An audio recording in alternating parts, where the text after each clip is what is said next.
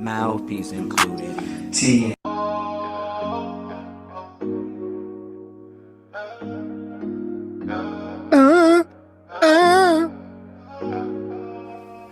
Mouthpiece included.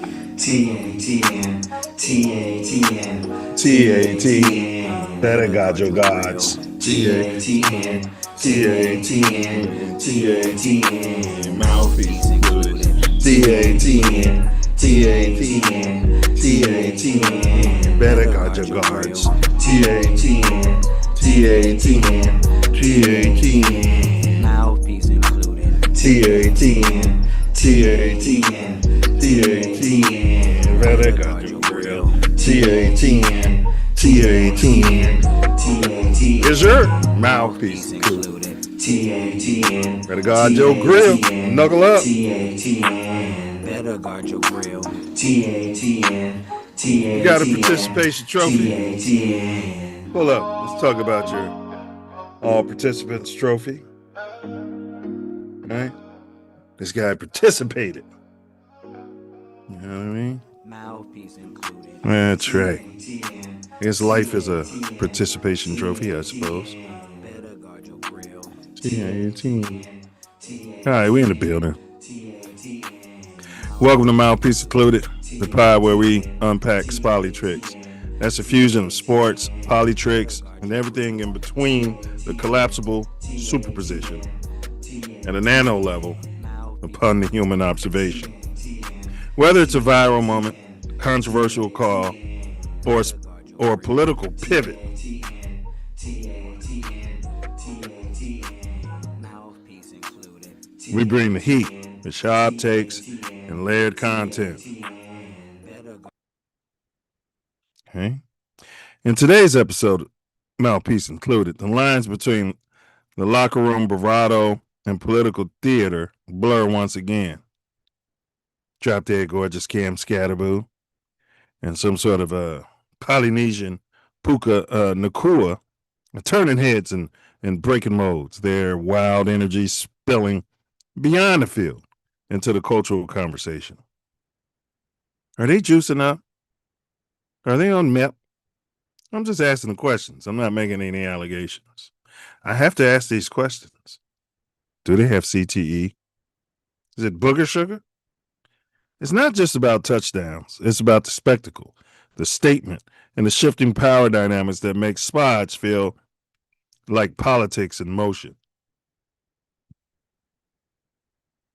Meanwhile, the Bears have once again become the epicenter of a new narrative.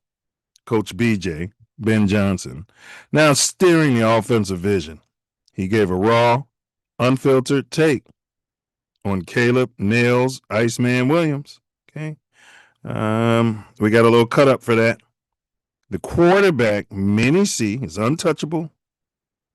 As a $75 million highest paid player in the history of the league right now, quarterback. They willing to give him a blank check right now. You wipe your ass with that check and I'll carry it to the bank for you and put it in there. Okay. A symbol. Okay. He's like Prince in a lot of people's minds. His words, Ben Johnson's words, cut through the hype, exposing the tension between potential and performance, leadership and legacy. So I like Ben Johnson. He's on his ass and he sounds like me. His job is to coach the players no matter how you guys feel about them. So buckle up. This ain't just a breakdown of plays and press conferences. It's a look at how athletic ambition and political perception collide. Spolitricks dives deep into the myth-making machine of modern sports, where every move is magnified, every quote becomes a campaign, and every player is running for something bigger than the game itself. Whether you're here for sports scheming or political sharp turns, we've got your dose of insight with just the right amount of leading edge. This ain't just commentary, it's clarity served up with heat. Ready? Let's pop on our dirtiest air ones, the smelliest ones in the back of the closet. Maybe your wife went out there and put them in a bin hoping you'd forget about them, but you dig them out of there. Been doing yard work for years in those dirty air ones. They're holding some sort of value for you, maybe you're married to a pink lady and she has no concept that your Air One's got to be a lot cleaner than that. Why don't you just wear those dirty Air Ones, baby, and go out and look like a slave? You know what? You're right, baby. You like those Air Ones? That's why I married a white woman. That all being said, you pop those on and you pull up to your brand new job with your suit on and your filthy, stinky Air Ones, and you're going to tell the world, let's get to work. We're going to take it up to north and we're going to give it all back. Once again, the panel is open. Okay. Your link is pinned in the chat. So stand down, stand back, stand by.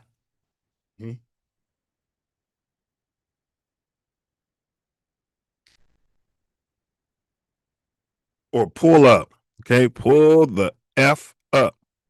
But if you do pull up, don't forget to bring your mouthpiece. Do us a favor, smash that like button. It don't cost you a thing. Share it with somebody who likes spots and Spolitricks. The views expressed in today's pod are those of the host and guests and are not necessarily reflective of any affiliates or TATN. All right, Big Ups Midwest Festivals presents Ancestral Echoes. This is the 4th annual house music glamping extravaganza, right? It's an overnight event, 2 nights. Pull up. You can bring your tent. They can provide you tents for a small fee. Plenty of water on location. Beautiful stage. Best DJs across the Midwest are going to pull up. And you're going to have the best music all night long. House music all night long. Under the stars in Pembroke Township, Illinois. You understand? Limited light pollution. So you can get out there and get in touch with the ants. We are stars. We're all stars, everyone. All right. You can get a camper drop ship there, or if you got your own camper, pull up. But spaces are limited. So go to Ancestral Echoes. I'll drop that link in the chat. Don't know why it's not here. Most Ricky Tick. Big up Tay Milz Aesthetics. You find yourself in southern sunny California, the Los Angeles area specifically. You're in need of the best esthetician in the business, licensed, bonded, fully insured, copper colored, owned and operated, multicultural skin, body, and weight loss pro. Reach out to Tay Milz Aesthetics. www.taymilzaesthetics. That link has been dropped in the chat. And then Bella B, right? You might need something put up on a shirt. You understand? Maybe you want King Von. You know, maybe you want to hang out, go do a barbecue, unsolicited barbecue for yourself and your family out there on the O Block, Parkway Gardens. Well, you see if you can't get a picture of King Von on there or something like that on a shirt so that you can, fit in. You understand? Maybe they won't take your shit from you. All right. R.I.P. King Von. Condolences to his family. And last but not least, Jim Recovery, JIM Recovery.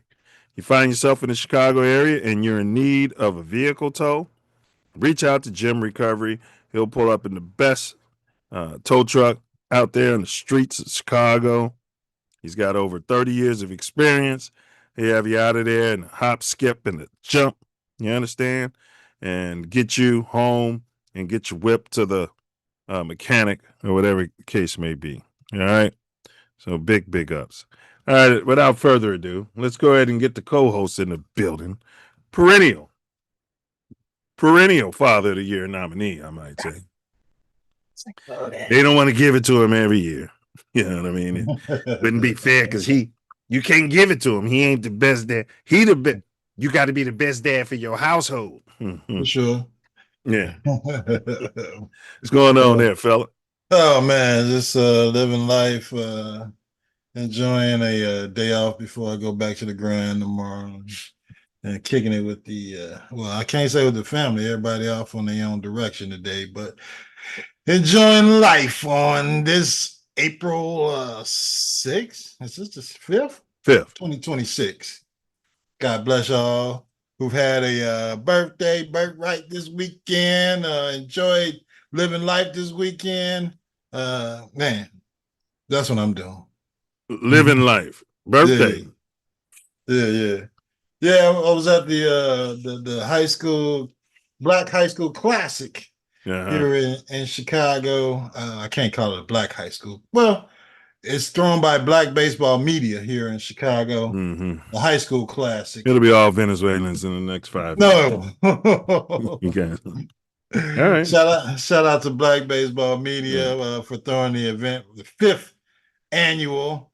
Had a team come up from East St. Louis to compete against the Chicago teams. They took a loss to Morgan Park Academy, but the kids had a good time, I guess, and I believe they're coming back next year. But MPHS. Oh, Academy. Yeah. Academy. Okay. No. MPHS. I'm sorry. All right. Yeah. Okay. Yeah. I forgot. There's another one that you got to pay to go to. Yeah. Oh yeah. That's what Dr. Law went to. Yeah. There's always a confusion. You know what I mean? Yeah.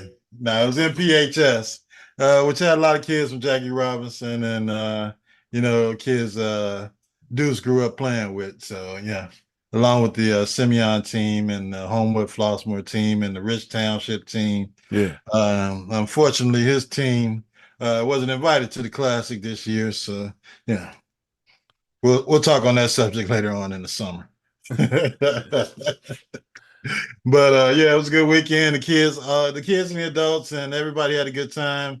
The weather is always hit or miss every year. It's either warm or it's going to be cold. It's going to be raining or it's going to be warm or it's going to be this or that. But, that's high school baseball in April in Chicago. But we had a good time. I enjoyed seeing all of the alums of Chicago baseball and the kids and families. And, it's good to see everybody. Yeah. All right. Well, we back at it. And big ups to everybody. Support the young ones. Hall of Famer. First ballot Hall of Famer, Big Frank Thomas. You saw that if anybody ever, he's a purist. If you saw Frank swing that bat for one season, you knew. I'm looking at a Hall of Famer here. You didn't think he was on the juice? Nah, never crossed my mind. Never crossed your mind. Okay. No. Mine yeah. So he's filed a lawsuit against your Chicago White Sox. The team he played for 16 of his 19 MLB seasons, because your White Sox didn't want to pay him out those past 3 years. They wanted to move on from him. Yeah. Over what he alleges is unauthorized use of his likeness on uniforms. The suit was filed in Cook County. Also names Nike and Fan Addicts as co-defendants. So if anything happens to him in the short future, you can blame Nike. He seeks payment in excess of $50,000. Is that all he wants? Is he broke? I mean, I'll take it. Don't get me wrong. And demands a jury trial.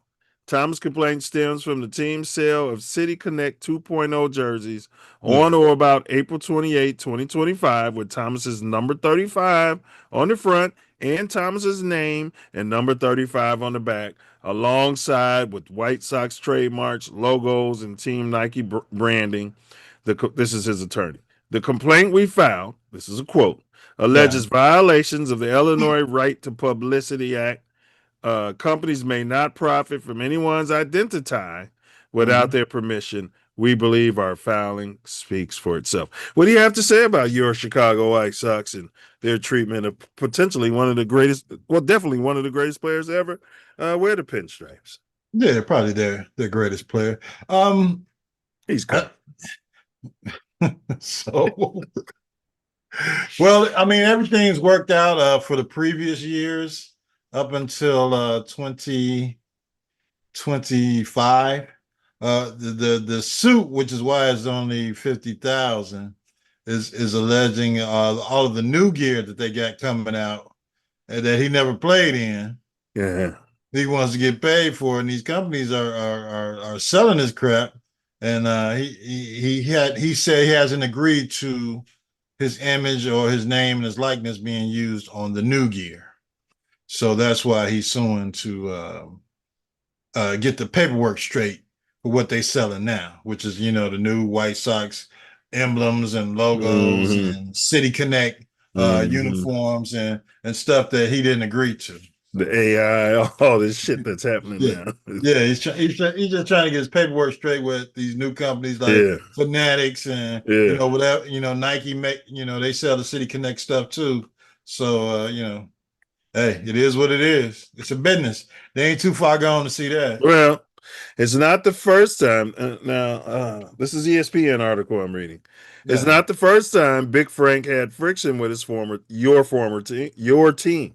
In 2002, when Thomas didn't make the All-Star team finish in the top 10 Uh-huh. in MVP voting or win a Silver Slugger, the White Sox and then general manager colored Ken Williams invoked the diminished skills clause in Big Frank's contract, spit in his face, cut his base salary, which I believe in incentive Latin contracts, but not for your people not for your legends. But anyway, they cut his salary to 250 grand, peanuts, and deferred 10.125 million over 10 years without interest. Colored Ken Williams.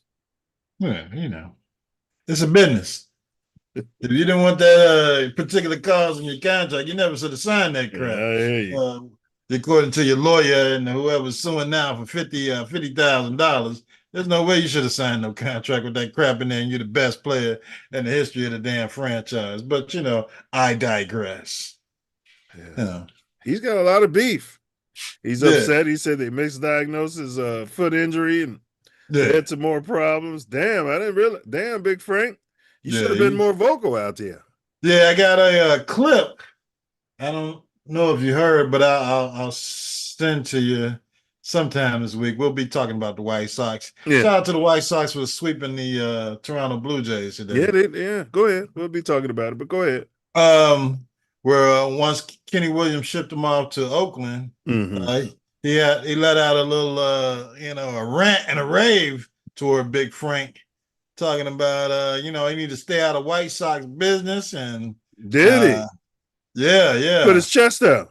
Oh, he put it way out there, man. I might be able to send it to you during this telecast we got going now. But yeah, there was he didn't like Frank Thomas, and he let it be known to the world, and he let it be known that he was happy to get rid of him when he shipped him off. Whatever happened to Kenny Williams? Did he ever get another job? He won a World Series. Yeah, I mean, I guess he made enough money. They fired him, and he's off. He rode off in the sunset. Nobody wanted to hire him as a hot, new, sexy new name. Yeah, I mean, come on, he's colored. They don't hire coloreds. No. All right. Speaking of your White Sox, there it is. They are only one game out of first. Mm. Look at the White Sox right there. 4-5 out there. Yeah. 1-5, struggling on the road, but undefeated.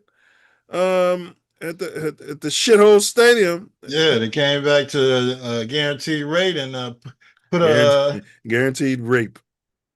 Well, they call it rate field. They took the guaranteed off. I think it was some kind of legal ramifications of guaranteeing it's just something. Rape field. It's just rape field now. And they put a few wins together against the World Series Toronto Blue Jays. So we'll see what they look like next week. I mean, look at that. They're trending just as good as the Cubs. I mean, I think we both agree that the Cubs are in a tougher division, no?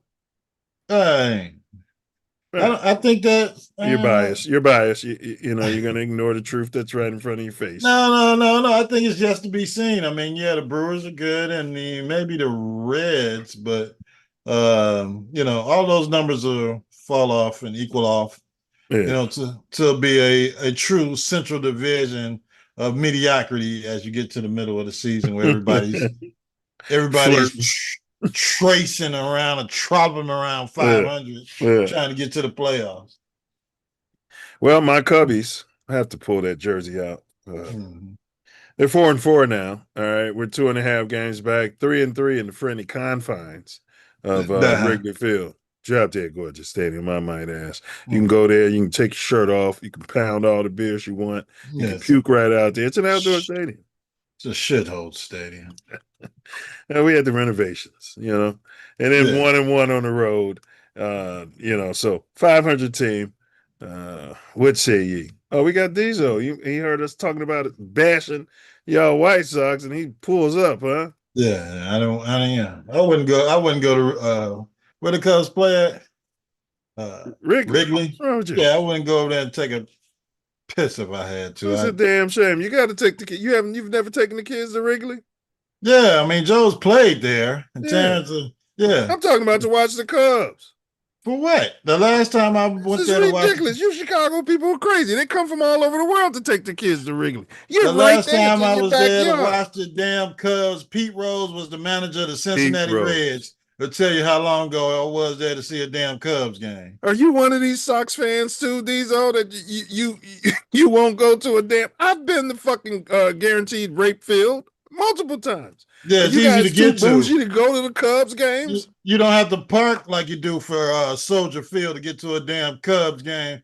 To go to guaranteed rates, you can park right in the damn parking lot and drink and barbecue and have a great time. Or take And the then go red in there. line, and you can take the train straight. I don't to want to take no Field. damn train. I want to go in there and drink as much as I want to. That's Stumble his out of problem. the stadium and get in my car. That's and, his problem. He call wants a to Uber, drink call in a the Uber car. from there. Diesel, you got a problem with going to Wrigley, bro? No. Yeah, I didn't think so. I don't like it. I don't like it. How it's just catered to. I preferred it when it was when they added them lights. It changed it, so it's not like not so much even with the lights, but they've been trying to change like the whole thing around it and all of that stuff, man. The neighborhood made Wrigley Field, not That's right. the Cubs itself. Oh, It was the neighborhood. these guys. All of those bars and I mean, you didn't care. Harry Carey used to say it all the time. Yeah. They don't. The fun is the party itself makes you want to come to the Cubs game. That's right. Win Years or of losing. Win or lose isn't even on the. It don't even matter. Losing, Right. winning is just gravy. Nobody's expecting them to win. We're out here to party. Yeah, I think we took a book bag for the old style, tall cans of old style the last time I was at a damn Cubs game back when Petey Rose was managing and betting on the damn game all at the same time. Do they still sell old style? You damn right they do in Chicago. In Chicago, they do. Do they? Yeah. That's an awful beer. Not when it's ice cold and it's hot out there in the summertime. Y'all like old style? We were back in 30, 40 years ago. I couldn't tell you. Yeah, old style's an awful beer, man. Oh my God. In my opinion. Pick up old style. We don't want any lawsuits coming this way. I'm sure some people enjoy it. And Ace Now, enjoys wait a it. minute. I heard y'all talking about the White Sox, man. I knew he pulled up because I was bashing his White Sox. Yeah. Listen, I don't. The front office is trash. They've been trash for a long time. Now look, You knew Kenny how they Williams. fucked Warren. Yeah. Big Why do you Frank. think he filed? Why do you think he filed a lawsuit? I mean, first, they screwed him with the Black History thing, right? Well, he's got a Yeah. white wife, so he Yeah, removed himself. In my opinion, you Yeah, married well, a white. You He married. doesn't outside. count. He doesn't count You anymore. don't count anymore. You did. You made Right. your choice. Umar Johnson, ladies and gentlemen. Yeah, Umar Johnson. Right. Big ups to Umar. But he I mean, they've been slighting him since he left the Sox. But Since he why? left the Sox. He's one of their top 10 players ever. It didn't, man. Listen, Kenny Williams was a big-headed, arrogant, and I didn't learn a lot of stuff about Kenny Williams till later on from other people around the league. Uh-huh. So he used to treat Frank. I mean, like You didn't like him. just he used to treat him, man, royally treat him. And then when I heard people saying like it'll be a new season, and Kenny Williams for a minute he was doing well, but he let that go to his head, and he never came back down with some humility, and he just kept staying big headed throughout. Almost like how Jerry Krause, what he did with the Bulls, and then thinking he could just keep doing it again and again and again. Mhm. That type of mentality. But yeah, Kenny Williams, man, he was big headed. type of executive. Well, keep going, but the consistency on that is their bosses was both Reinsdorf, so this could have been coming from the top. Well, it's the whole for the White Sox. It's the whole and the Bulls. That's what I'm I saying. think about it, Same the whole owner. top. But see, Reinsdorf is loyal to the wrong. He's loyal to the wrong people for the most part. The only people He's loyal to the ish people. Well, listen, I'll say it like this: the people who work like at Comiskey, when it was Comiskey and then the sale, a lot of those people still work there today from a whole lot of years. So in that regards, you don't have a problem with him being loyal to those type of workers. But when it comes to your front office and stuff, dude, I mean, you just like over the top with loyalty to them and thinking that they can make things work with players that show you and achieve, and you get rid of them. I mean, look, when they got rid of Frank, he goes and basically he won the MVP in Oakland. They didn't give it to him because jacked up Giambi was taking steroids, and Frank finished second. Yeah, Giambi was juiced up. Drop dead gorgeous though. Yeah, and he should have got taken away. They should have took all them MVPs away from. I agree. I agree. They only do that to little black kids on the south side of Chicago. Yeah, but the little black kids on the south side with a little technicality that they want to act like it's the second coming of water fucking gate. Yeah. So, but yeah, I honestly don't blame Frank, man. Like, look, y'all made me look like a fool with the Black History thing. And then here you go. You keep saying that. How did they make him look like a fool? They drug his white wife out there and had him come out there, and she was pulling him and whipping him like a little slave. I mean, what happened? No, he wasn't. I don't think he was acknowledged with the players. Well, again, they didn't like him. I'm gonna stay out of it because you're talking about the greatest hitter in the history of the Sox. You don't think Robin Ventura, the boy wonder, was more pure? He had a pure swing. He was drop dead gorgeous. Drop dead. I don't care about his pure swing. He never fucking hit like he should. Yeah, Paul Konerko's statues in the stadium. Paul Konerko was a better, and I used to hate him because he was super slow. But by the time his career was over, I was like, that dude is a Sox. He is a Sox.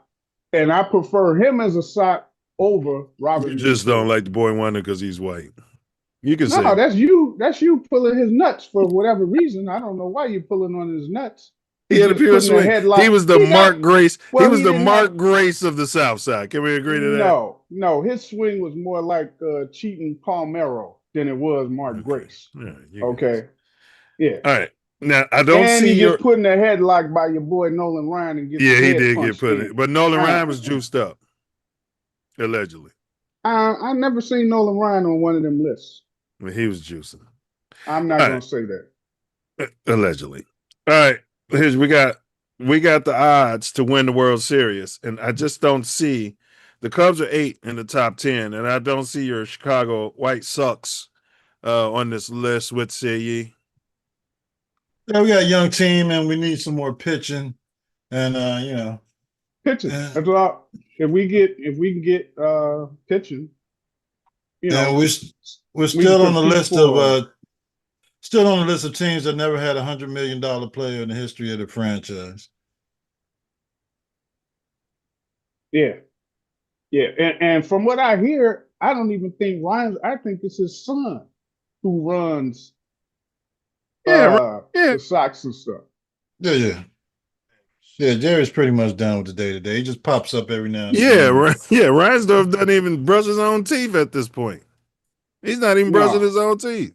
He needs to get outvoted by whatever that board is. I think he got a board with the Bulls, and I think it's the same. I don't know if it's the same way with the Sox, but he needs to relinquish his hold. You got senators and commanders in chief in worse mental state than him, probably. So, I don't know.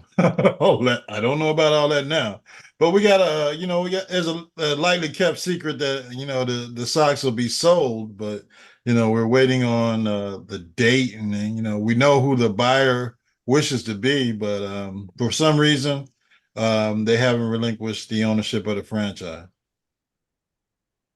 They got some good young talent. They just as far as the pitching, either the bullpen or I don't know if it's like no ace as far as the starters, but No, Mhm. they're the regular nine that go out there and play, them dudes can play. there. Just got to get your You see, stud. they swept Toronto today. So Yeah. I mean, that's the first time they done swept them in like good long decade. 1919. Yeah. But we're looking hopefully once the billionaire owner that wants to acquire the Sox brings in his team and they finally get the deal done. I don't know what the hell's going on, why it's taking so long. Why don't they want to sell the damn team? But yeah, he's on the board now and he's just looking for the controlling interests of the White Sox.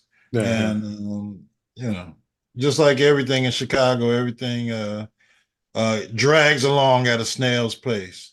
So that's what we're waiting on. And a new stadium. All right, you guys heard the Sox fans making their annual list of excuses. All right, What are the let's- Cubs' excuses? hey, we're Right. gonna be there, What, baby. what, We're gonna be they there. got how they gonna be there without Theo? We was in the playoffs last year. You know what I mean? Lost to the Yeah. Brewers. It came back and took the. Y'all forgot all that. That And was we're a gonna be playing. there. That was a playing game, wasn't it? Yeah, I think it was 5 games. We're gonna That, be there. that doesn't count. Just like it doesn't count for the damn Bulls, it doesn't count for the Cubs either. You got to Right. get to the division series or the championship series where you start talking about a damn championship. Okay. All right. We're just not going to make a bunch of excuses. I mean, we're not making excuses. I think everyone out there listening to me knows that the Cubs are playing better baseball than the White Sox. No, they're one game over. No, they're not. No, they're not. The Sox just swept somebody. Well, yeah, you guys are talking The about Cubs the are small playing- sample size. I'm talking about over the last 172 games. You guys want to pick out 10 games? That's fine. We'll revisit the conversation. No, we're playing about the same baseball over the last 100 years. Yeah, you guys. All right, let's move on. Dwayne Wade says no one has ever been better than him. Okay, D Wade. I think his son's a transsexual. No, did he say he's a transsexual, autosexual? What is he I saying? think his son is a. I think they had better careers because they were healthy, not because they were better than him. Is there anything? Is there anything Diesel? I know you're big on health. Let's assume D Wade never had those injuries, and his knees were like Michael Jordan's and Pippen's. He never had the knee problems. Would you be looking at him like he's the GOAT?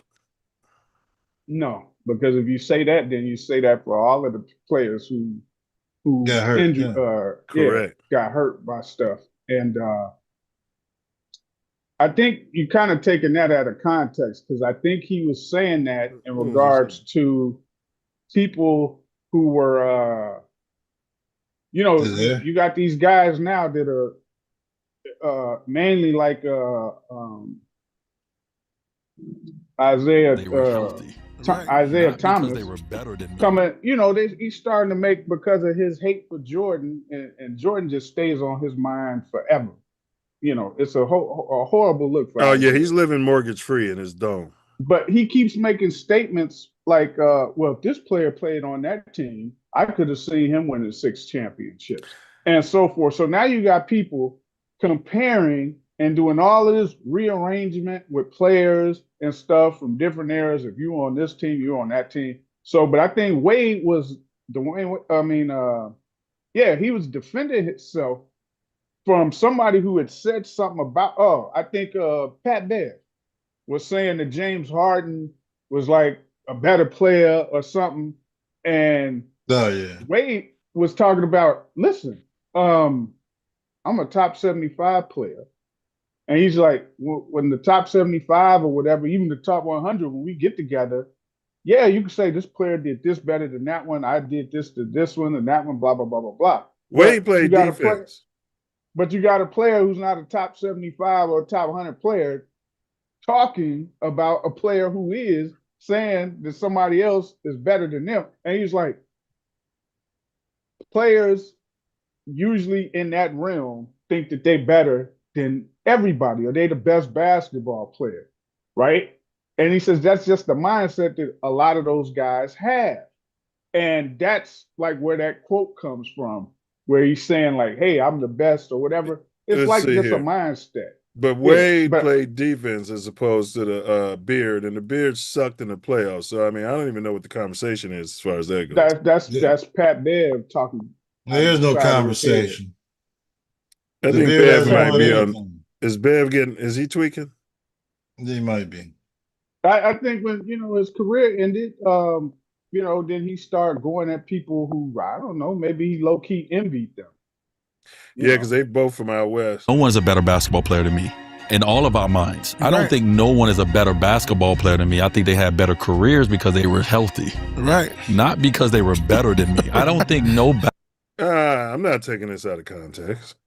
Yeah, you got No, you This got to guy's watch that sitting here conversation- saying he don't think anybody's better than him. that conversation that he's having, if you listen to the whole thing, It's Yeah. more in Coming relation from- to the Beard. Harden. Hey, getting he compared, better- and then he goes into that part. I like, respect don't where think he's coming nobody's better from. than me. I hear him, right? But he's ramming it here. Let's take it back. And he's no from one's Chicago. a better basketball Right. He watched Michael Jeffrey John. player than me in all of our minds. I don't Right. think no one is a better basketball player than me. I think they had better careers because they were healthy. Right. That's Michael Jeffrey John. Ain't no way he talking about Harden in that scenario right there. He ain't saying Harden had better career than him. Mhm. Ain't no way. He talking about LeBron, Jordan, and Kobe Bean. Not because they were better than me. I don't think no basketball player, can he score better? Can he dribble better? It's things that they do that's better. I don't personally believe any basketball player has ever been better than me. That's our mentality. That's the only way you become great. If you're stubborn like that and you think that way, then people are probably like, you crazy as hell. No. He does things better than me. He's not a better basketball player. And so it's hard because normal people who are having that conversation are not as good as the people that they're having the conversation about. I don't understand how you can have a conversation about me and state facts when you're not as good as me. Put me in the top 75 room, we can all have the conversations about I'm better than you. Right. Tell me why. If you ain't in that room, have it amongst yourself. Don't come out and act like this is factual. No one's a better basketball. Okay. He's talking specifically about Pat Bev. To Pat the Bev. comments that he was making about James Harden being a better player. And, Yeah, but- and you got to take it with a grain of salt because he was on one of those damn super teams too with Yeah. LeBron, and he brought in Chris Uh-huh. Bosh and all that crap. So He recruited LeBron and then Yeah. told everybody don't go to the Bulls. And you sitting here glazing for him, Diesel. No, I'm not glazing for him. I'm talking about the Sounds like context. No, what he was I appreciate saying, your he was just accuracy. out of No, I context. appreciate your accuracy. I'm just saying, fuck D Wade at this point, and I'm not expecting y'all to feel that way. and You then know, he came to Chicago and stole money for Stole max money. For a couple of years as Yeah. like a mentor, and he didn't mentor shit. Couldn't even mentor a layup. That Mark was missing so many layups that season, man. We could have won so many games. He was blowing crips. Let's see if his son's gay. No, it's not gay. He's a trans something. Trans Well, fat. we don't know, but that has nothing to do with this conversation. But we're gonna pull it up anyway. Okay. Yeah, there's his son right there. Right there with the bun. Zaya. Uh-huh. Wow. And there's another picture. Okay. Yeah. We've been through this with Irvin. Irvin, they just came out. Irvin's son said he wasn't gay. Oh, he's not gay now? No, he said he never was. He was doing it all for attention. No. He's just a Yeah. transsexual. He likes to cross dress. I don't know. I didn't get that deep into the conversation, but he said she's not You're gay. wearing women's clothes. And he's Was it and the drag men queen that or something? and the men that are attracted to him aren't gay. But see, that's what like, what's that movie Psycho, right? Diesel, when the fly went in his mouth. Some people do dress like women, but they say they're not gay. Bruce Jenner used to say that. No, well, from what I don't know. For Bruce Jenner, it was that he still liked women. Correct. But he was trying to become a woman. He just liked to For dress the like. most part. Right. Yeah, I don't think But he's ever he was, had any. Yeah, but he wasn't like, Yeah. quote unquote, gay. Same thing with D-Rod used to say that too. Yeah. I just like wearing women's clothes and putting on makeup and shit. And it could be how Nails is, for all we know. Your quarterback. Hey, y'all quarterback too. Might be. Might be. Oh, now he's everybody's quarterback. You never know. We won't know until his career is over. All right, man. R.I.P. to the fly in the line. I didn't watch the game. I'm sure you guys watched it. Did you find anything wrong with the officiating? And I heard that Stojakovic didn't have his best game. Is that all accurate? Well, I was at a baseball game. I didn't watch it either. So. They were missing, man. They were missing some shots, open shots too, bro. Layups. Wow. Just missing. Couldn't shoot that football stadium. Mm-hmm. They were missing a whole lot of shots. I'll say this.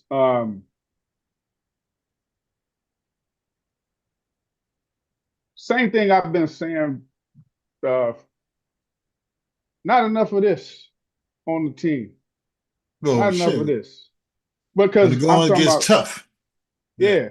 And defensively, right?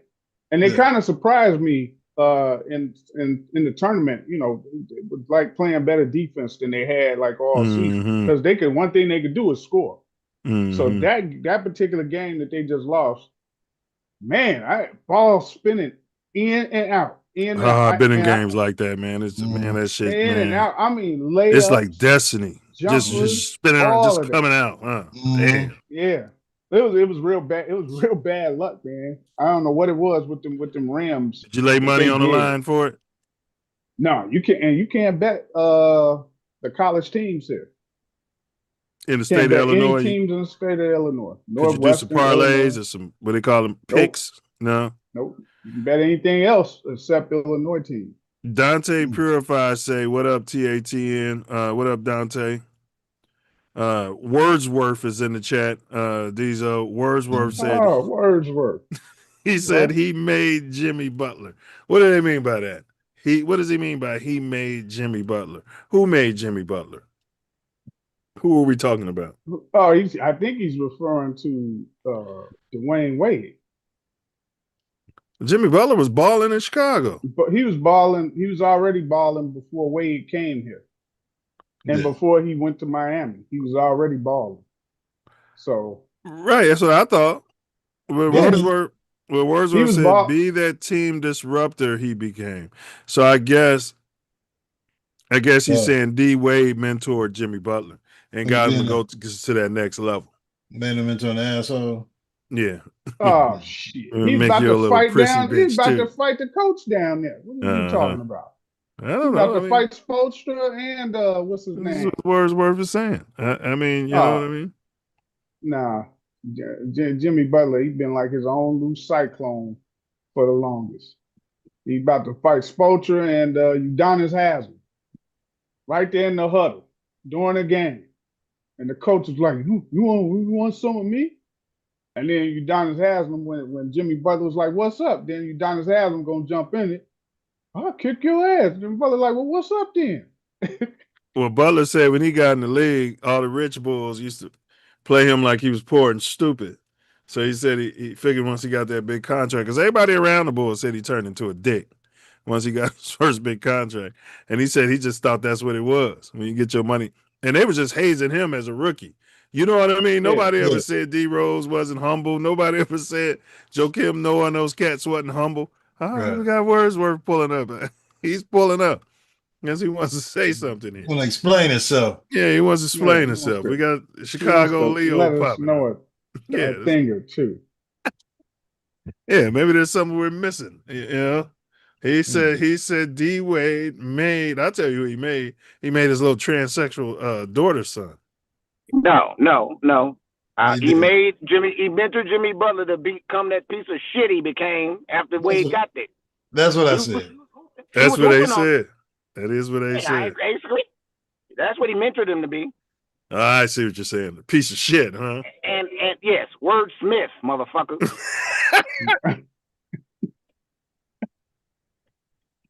I'm surprised he didn't lead in with that. and it froze him. Yeah.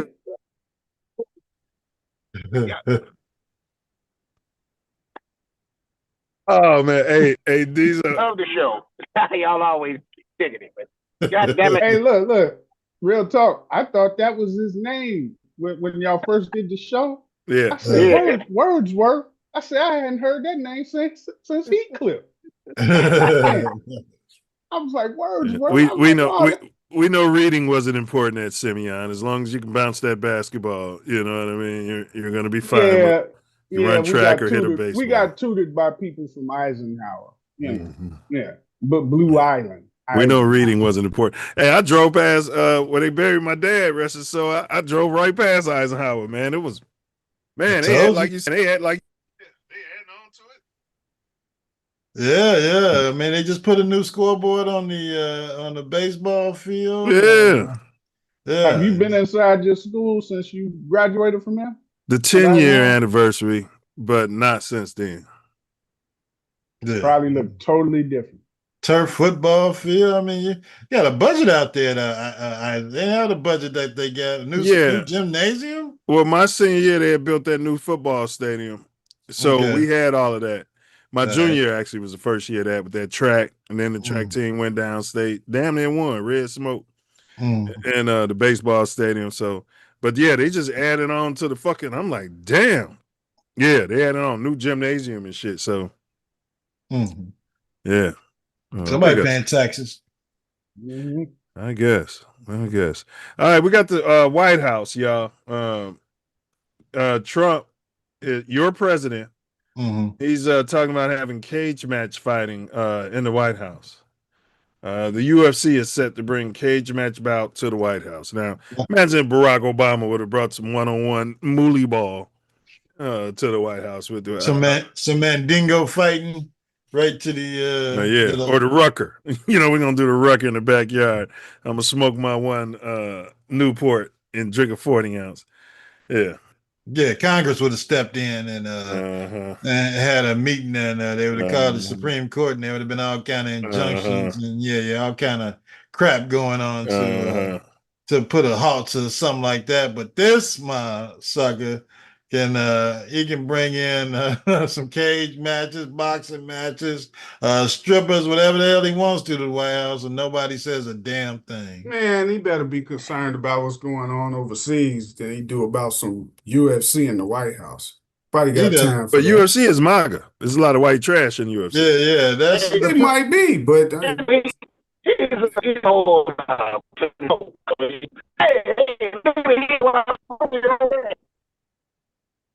you're breaking up, Wordsmith.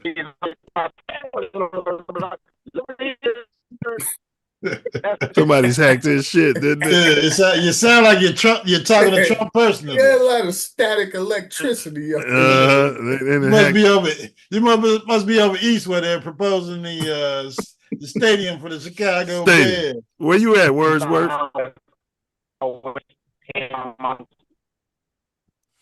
Yeah, that's crazy. Because he rolling, maybe that's why. Yeah, it sound like his guitar is amplified.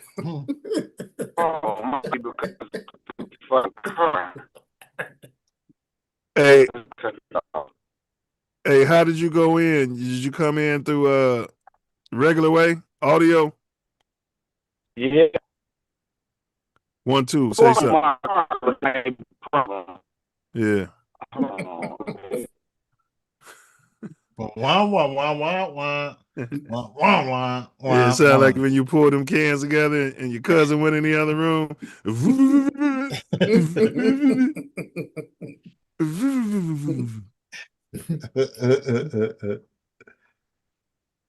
Yeah, we did that experiment at Ray. I know y'all didn't have y'all couldn't afford a can and a string and shit at you guys' public schools. All right, let's move on. Yeah, white trash in the White House. Well, I mean, the president, Dana White is MAGA, so Yeah, he's got to pay him back and hold a live event on whatever station that he's got a contract, a deal yeah. with. And yeah. I'm pretty sure it'll happen if the cult leader wants it to happen. Well, Diesel, this next segment is kind of brought up towards you because you're one of the guys, and you're not the only guy. With all due respect, he's not one of the only guys who feels this way. All right. But if you got a high prospect quarterback, you just can't. You can't bring in a veteran to be up his ass, right? Mm-hmm. Now we're talking about Kevin McCarthy. We're talking about a quarterback fucking whisperer. And he's making it known that he wasn't behind all that shit to get rid of Sam Darnold. That black son of a bitch who they just fired had to have been, making that whole decision. The front office. Correct. The front office. He had to get the okay. When it comes to things like that with the financials, you have to get the okay from your owner or whoever's the person who's calling it for the owners. Correct. The executive or the GM. Yeah, you got to get that directly from somebody over you to get that okay. This ain't even smelling like he wanted it. It smelled like it was rammed down his throat, like they was tickling his tonsils. Yeah, but see, remember what I said. Not that I would do that. I was just saying in terms of like first overall picks. For whatever reason, these GMs or the teams, period, when they take them, they go to start them. I ain't never say that's the right thing to do. I just said that's what they started doing over the past like 10 years. Right. And it's just a given. They take I'll give you that. All right, we got Kevin O'Connell and Woody told drop dead gorgeous JJ McCarthy. These are the conversations me and Ace would have been having with, say, a Justin Fields. You understand? He told him, he said, we're going to elevate the room as a whole. We know that there's a standard to play in that position that we need through a competitive environment. Get all of our quarterbacks to play to that standard. And when we do that, we're going to win football games. These are the conversations you can have with Caleb Williams. You can have with any of them. You know what I mean? We're here to improve the room, and the cream will rise to the top. If you're the best, you'll be our day one starter. What are you worried about? Meantime, maybe you'll be doing less of those fashion shows, and maybe you'll be more in your playbook knowing you got somebody on your ass. Well, you should be more so looking at that team. Don't be comparing it to the Bears now. All that's done, right? Right. So for the Vikings, I guess they feel like, hey, this is it's cheap risk. Cheap risk and probably greater reward. So we bring this dude in. They ain't got to play him but like $1 million or something because the rest of the money is getting paid by Arizona. And he'll probably beat out dude for the starting job, right? My issue with that is dude's only played 1 year in the league. I know, and he was on the gimp knee. Yeah, and if he's when you drafted him, I'm sure the McConnell dude or whatever that coach is, he had a say-so and won that guy. Yes. So this is basically his second year, and you bring in a dude that's not to be the backup, but that's going to probably start. That's got a clause in his contract saying you can't play video games. You should be working on your. Yeah, I don't. That part, I get it that it's a cheap risk, high reward, and he's a better quarterback. But could it be Diesel that he's like, man, this guy sucks? It could be, but development, right? He's going to develop him. This is the point. Point. You're going to sit your ass down while you develop. Yeah, he could have set his ass down last season, right? Well, to put who in? Well, they should have picked up. That's what you do in the offseason. The same way you bringing this But guy he in didn't know now. dude was gonna be so bad. Yeah, they. Well, unless now that's the unknown variable. If that dude they feel ain't gonna be shit, but like what he is now, at best a backup. Well, that's They- why they We brought don't know Go that ahead, though. Ace. They rolled the dice. They went on his preseason last year before he got hurt. They rolled the dice and they let Sam Darnold go, and they got burned. They could have paid Sam Darnold the $30 million that the damn Seattle Seahawks gave him and kept him for a couple more years and developed this guy. But they were looking at the bottom line, the cap numbers. They had a rookie quarterback on a rookie deal, and they could have got a discount on Sam Darnold and brought him back. And they just came off a 14-win season. And this is all we're saying, Diesel. When you say don't compare it to the Bears, all I'm saying is the Bears should be moving like this too. Like, don't get caught up in the narratives with everybody's talking about the glazing and this guy's the next Joe Montana and all that shit. This is a business. Ain't nobody too far gone to see that. You know what I'm saying? And if this guy don't work out, we got to have a backup quarterback who can come there and win us some football games. That's right. Yeah, I'm only looking at it from the perspective of you took that guy early. He's played one season. You as a head coach, you're supposed to be a developing QB guy. So you should have brought in, and I get again because the dude is so cheap, right? I get it, and probably Kyler Murray probably is like, I'm gonna be able to play this Hell year, yeah, with that dude. Yeah. But the dome, he about to go ape shit. But depending on who and again, I believe that head coach had a whole lot to do with them picking McCarthy. I agree. You giving up on him in the second season is kind of like but no, I don't think he's giving up on him. He's not giving up. If he was giving up on him, he'd moved on from him. He'd have cut him. Yeah, but you can't cut him. Here he is. You can't. You hear no, this? no, you can't cut him because he's on a rookie deal. Right? And he's played one season. If you moved on from him, you would cut him or trade him. If you move from him, if you cut him or traded him, then Kyler Murray's got to get a fucking extension.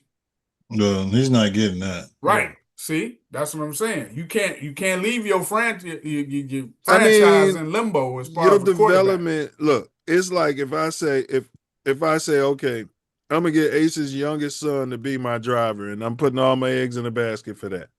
And we get in the car, and he's driving all over the road. He's rear-ending people. I still need to develop him. I'm not saying, okay, you're not gonna be my driver, but in the meantime, I gotta get somebody in here who can drive from point A to point B safely, and then it's gonna take us a little longer to develop you than what we thought, and that's okay.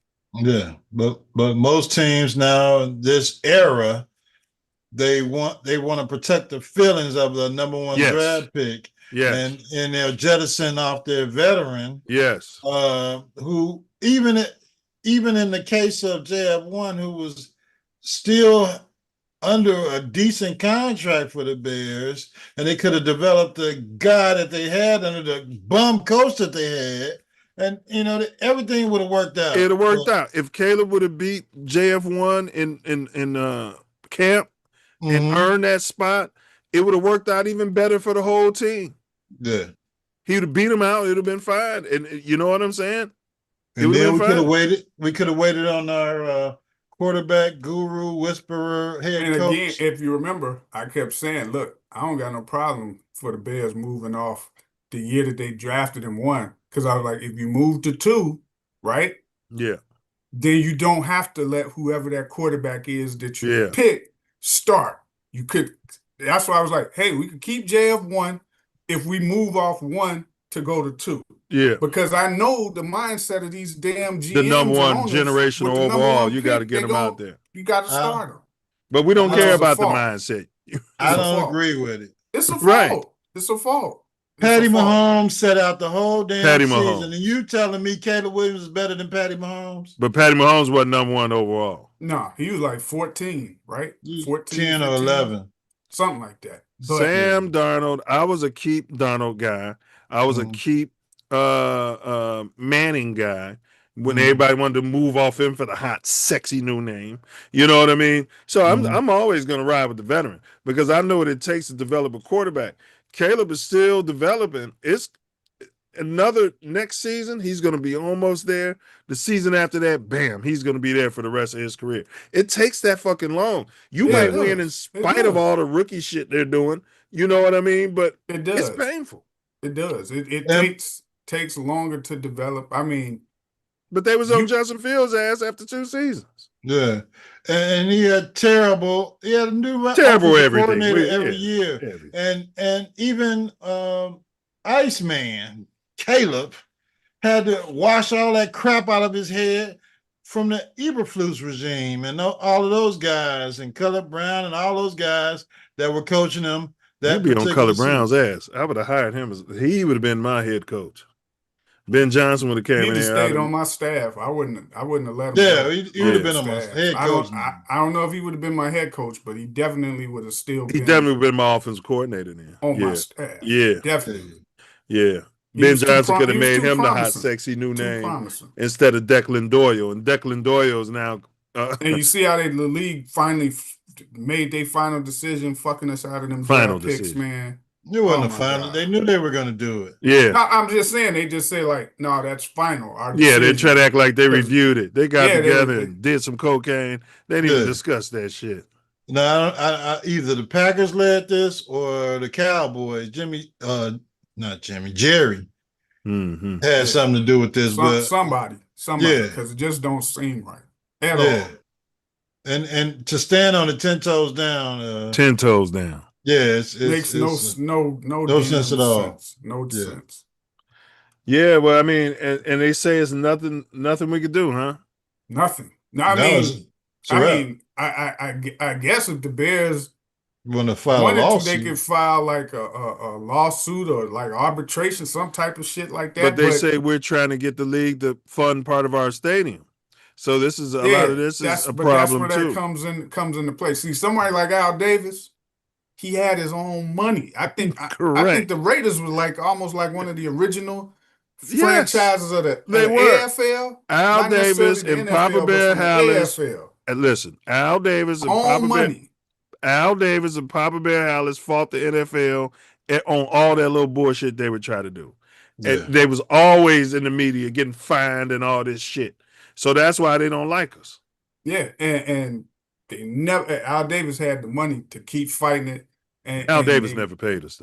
Now he never paid us, but he had the money to keep fighting them, and they never beat him. He beat them each time when he moved to LA, and then back to Oakland. Man, he was handing it to him. What do y'all think about TB? Sum's GOAT, Tommy Terrific. He told Sherman that he explored the possibility of coming out of retirement and returning to the NFL, adding that the league did not like that idea very much. I mean, what's going on here?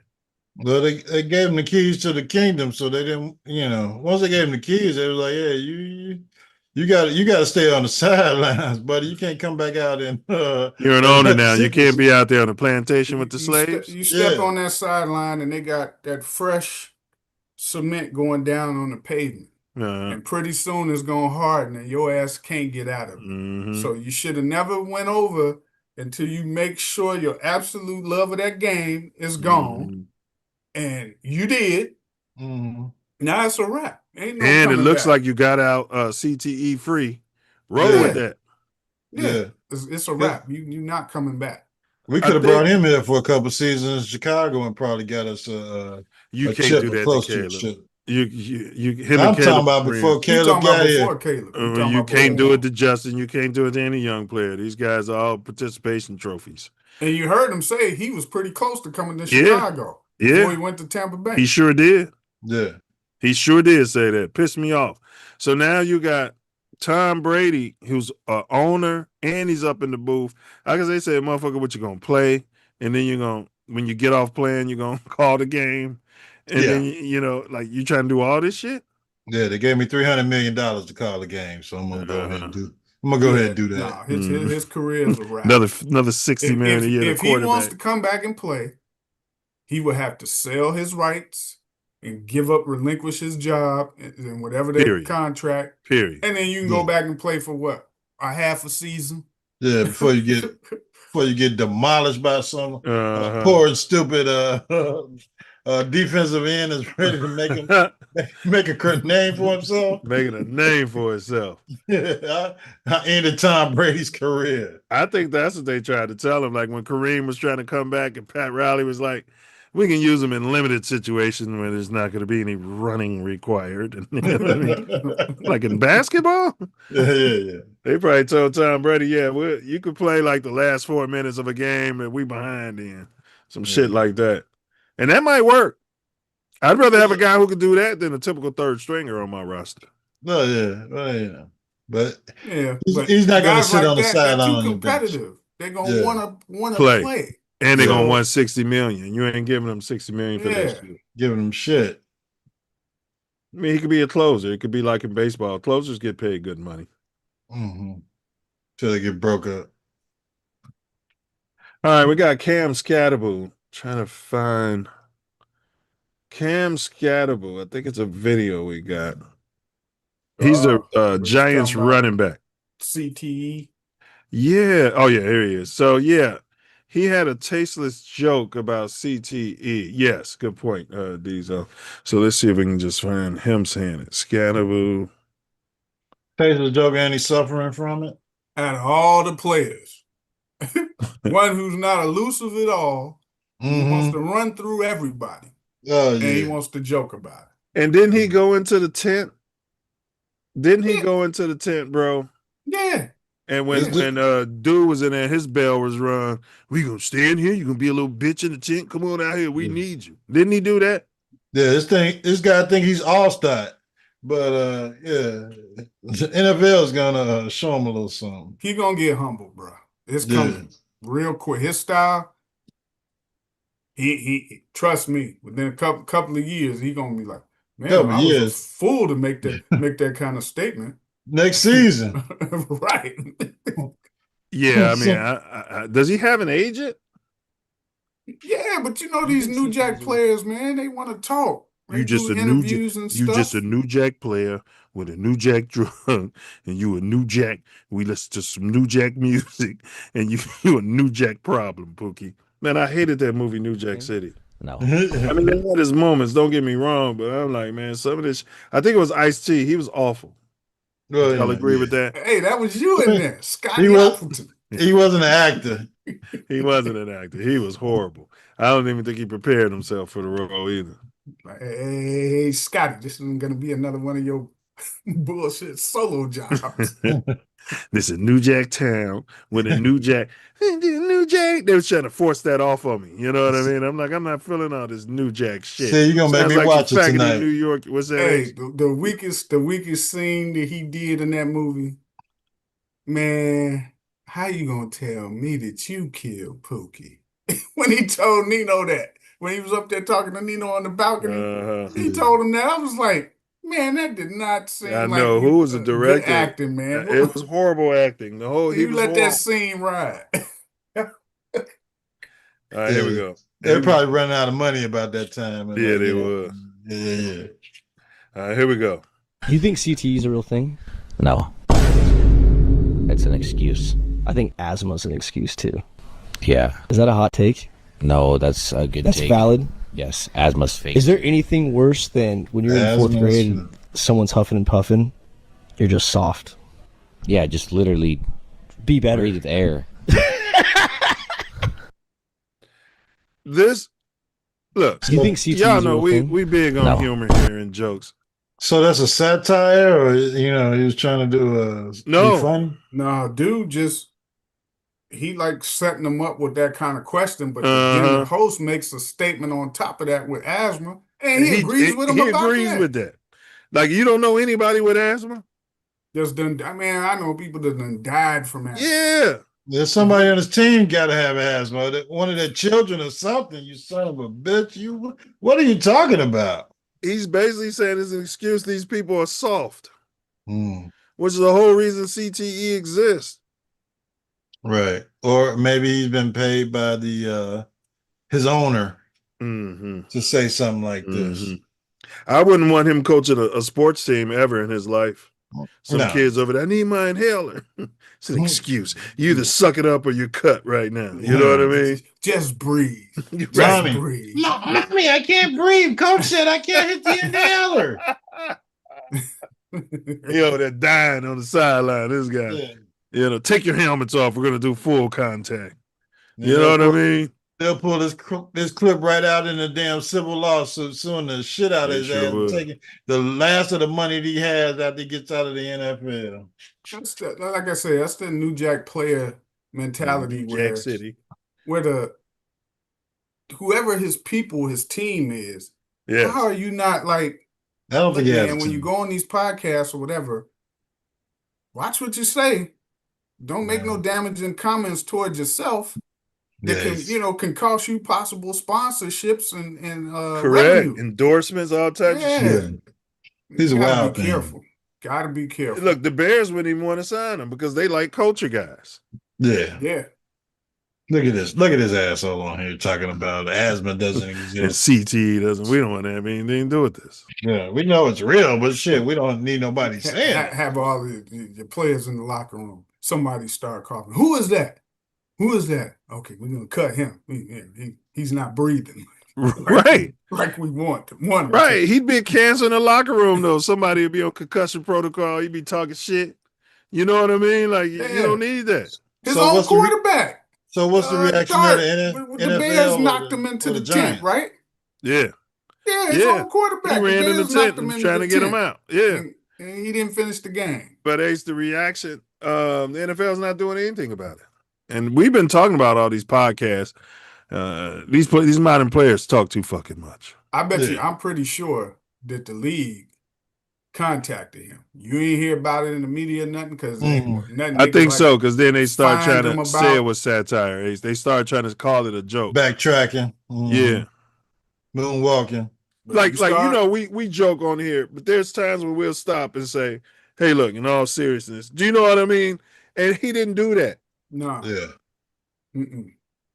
But if there's any kids out there with asthma, you know what I'm saying? Do what your doctor says. Do the inhaler. They sat there. There's kids watching this, and they're telling kids that CTE is a myth and asthma is a myth. Mm-hmm. Yeah, well, you know, MAGA, guaranteed. Hey, listen. The league gonna sit them down and say, "Listen, man. Listen here, Bubba. I don't know who you talking to or whatever you doing these things, but that's reflection of our brand." And if you saying those kind of statements, look at this list of players who going through XYZ, asthma, and CTE. Mm-hmm.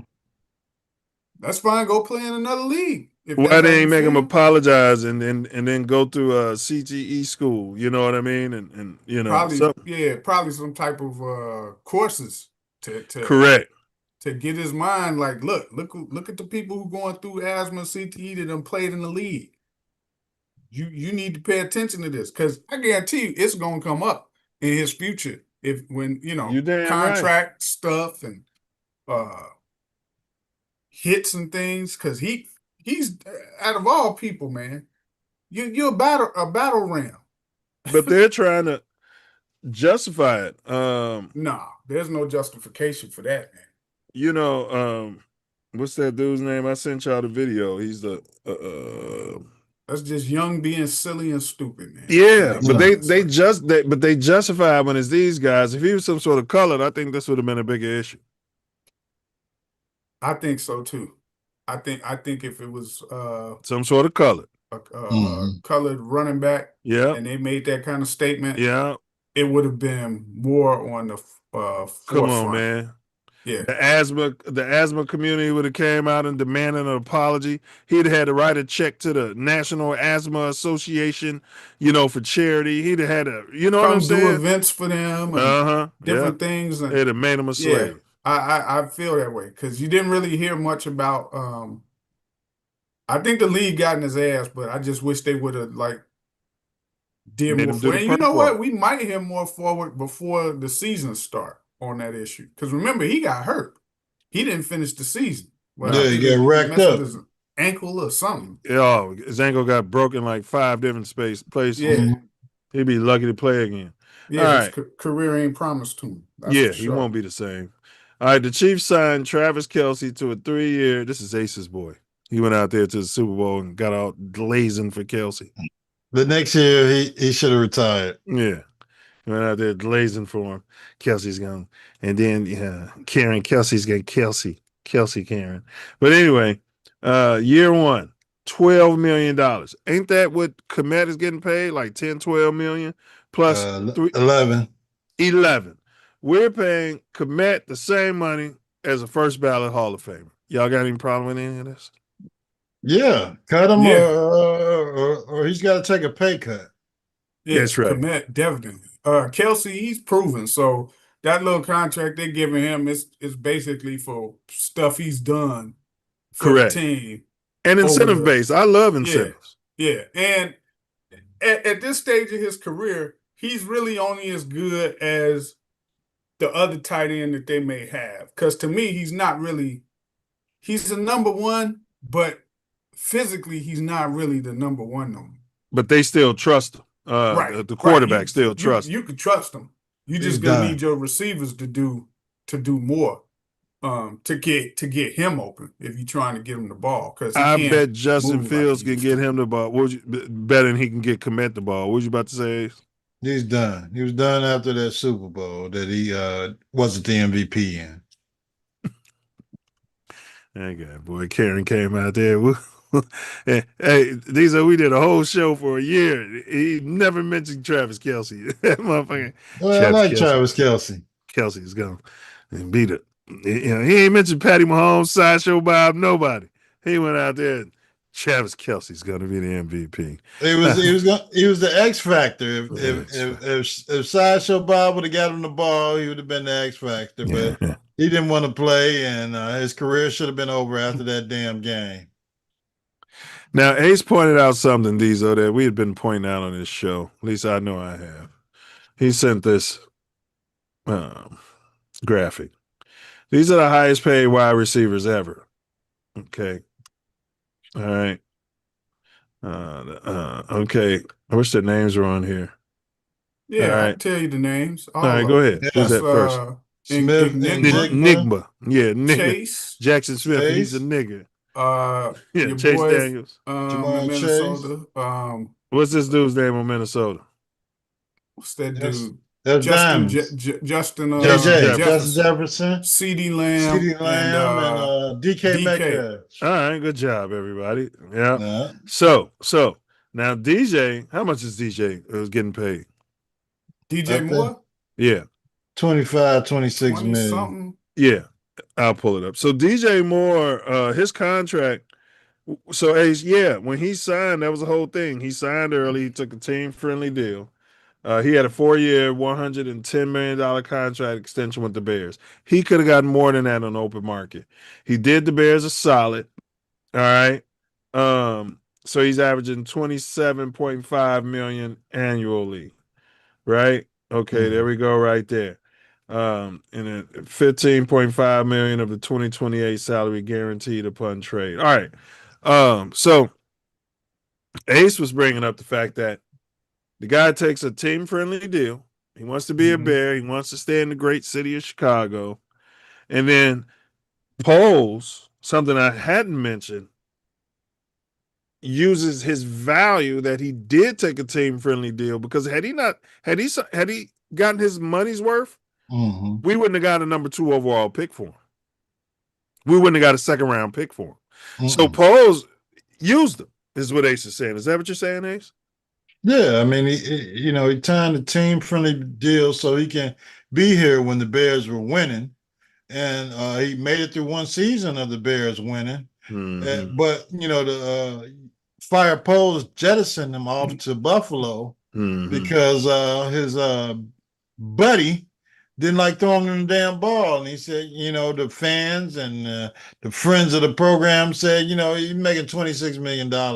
That's not enough money to catch the amount of balls that he's catching, and we can get rid of him and get another, a draft pick, and we can start over because we got a Rome Odunze, who's catching 600, getting 600 yards in a season, and we got the other guy, Luther Burden, Luther getting Boogie 3. 600 yards in a season. We can figure it out from here. So we're going to roll the dice. We're rolling the dice like the damn Minnesota Vikings did on your guy. Well, Sam Darnold. Again, if DJ was getting market value, we wouldn't have been able to get a second overall pick for him, second round pick. Now Diesel could say, this is a good move. This is all good stuff by Poles. And we're twisting it into sour grapes. What would you say about that, Diesel? It's a business. Yeah. Now, here's the thing. Them two receivers we got, Luther Boogie 3. both of them, neither one of them played the whole season. True. They get tendencies to get hurt. Tendencies. But you like durability. Don't you like durability? I love it. He loves it. And DJ Moore, to a fault, played every game. But, for part of them games, I thought he was concussed. But he ain't missed a game in 5 years. 5 years. He's an Iron Man. Every game, right? So my thing to pose is, you better get another receiver on this staff that can catch, is reliable, and be durable. Durable. Where you gonna get that, in the receiver patch? I don't know if you're gonna get it in the draft or these teams, how they do. They get up and they gonna cut players and stuff. Yeah. Well, after the draft, they get players and stuff, and then they be like, "Hey man, we got to make a decision on this one." Like we just did. Yeah, you're gonna see a bunch of those guys. Mm-hmm. But I want to see some reliability, because I don't count on both of them dudes playing all next season. I don't count them. Well, Burden had a preseason injury. Once he got right, he had something lingered from college. But once he got right, he was good all season. Yeah. But Roman Doomsday, there's some whispers about that foot. It still ain't right. That fool was getting hurt in college. Who, Rome? Yeah, he was missing games in college too. And there's rumors about that foot, bro. That foot still ain't right. I've yet to see him do jump balls like he did in college. No, I haven't seen him do it in the NFL yet. He's scared to get hit. I would. Y'all heard me say it. I was like, man, I'd trade that motherfucker. I would have traded. I'd trade your his GM high five when we got him, didn't they, Ace? Yeah. They was celebrating. He danced a jig up there, and didn't he? Yeah. Tickling their own tonsils. And if they up there rubbing each dancing other's around, bums. I'm the DJ. I'm turning the music off. Clear the dance floor. Clear the dance floor. I'd trade him in a heart. Listen, I would have kept DJ Moore and traded him for a number 2 pick. But you can't do that because you just got him a year ago. In the first round. Probably could have packed it. The Raiders probably would have gave a number 1 pick for him. Well, the Raiders had a high pick though, so maybe it would have been next year. If you'd have gave me for Roma Dunze this year, if you would have get a second round pick, if you gave me a 2 and a 3 for this year, for this year's draft, I'd have done it in a heartbeat, because I still got DJ Moore, and you could find another Luther Burden. I see what you're saying. You still got DJ Moore. I wouldn't have let him go. I would have kept him. And guess what? And guess what, Diesel? You got to pay Rome the same year you got to pay Caleb. Rome gonna be looking for money. No, he gonna be gone. I can see that now. I can foresee that right now. That's your number 1 receiver. What are you talking about? Yeah, he's Caleb's butt buddy. That's that ain't nothing. That ain't nothing but a number on the chart, on the clipboard. Man, Caleb's gonna sashay his ass in your office, Diesel, and say, if you don't sign Rome, we a package deal. Ain't he, Ace? He gonna be like, this is a package deal. We like Irvin Small and at University of Illinois, we like E. Small and Nick Anderson. Yeah, and I'll be like, what was on your birth certificate? Where were you born? And where was he born? Okay, that's not a package deal. This is a business. So you're gonna let Caleb walk out of town because you don't want to re-sign? No, I'm gonna be like, in your ass, we control your rights. Okay, we can franchise your ass. Sit your ass down. A couple years you can franchise him, and I sure would do it too, and move and develop another quarterback. Unless Rome right now in this offseason is doing what he needs to do to improve his game. Yeah, get his father out of his ear. Because he hasn't been. You don't like black fathers in their kids' lives, do you? Man, listen.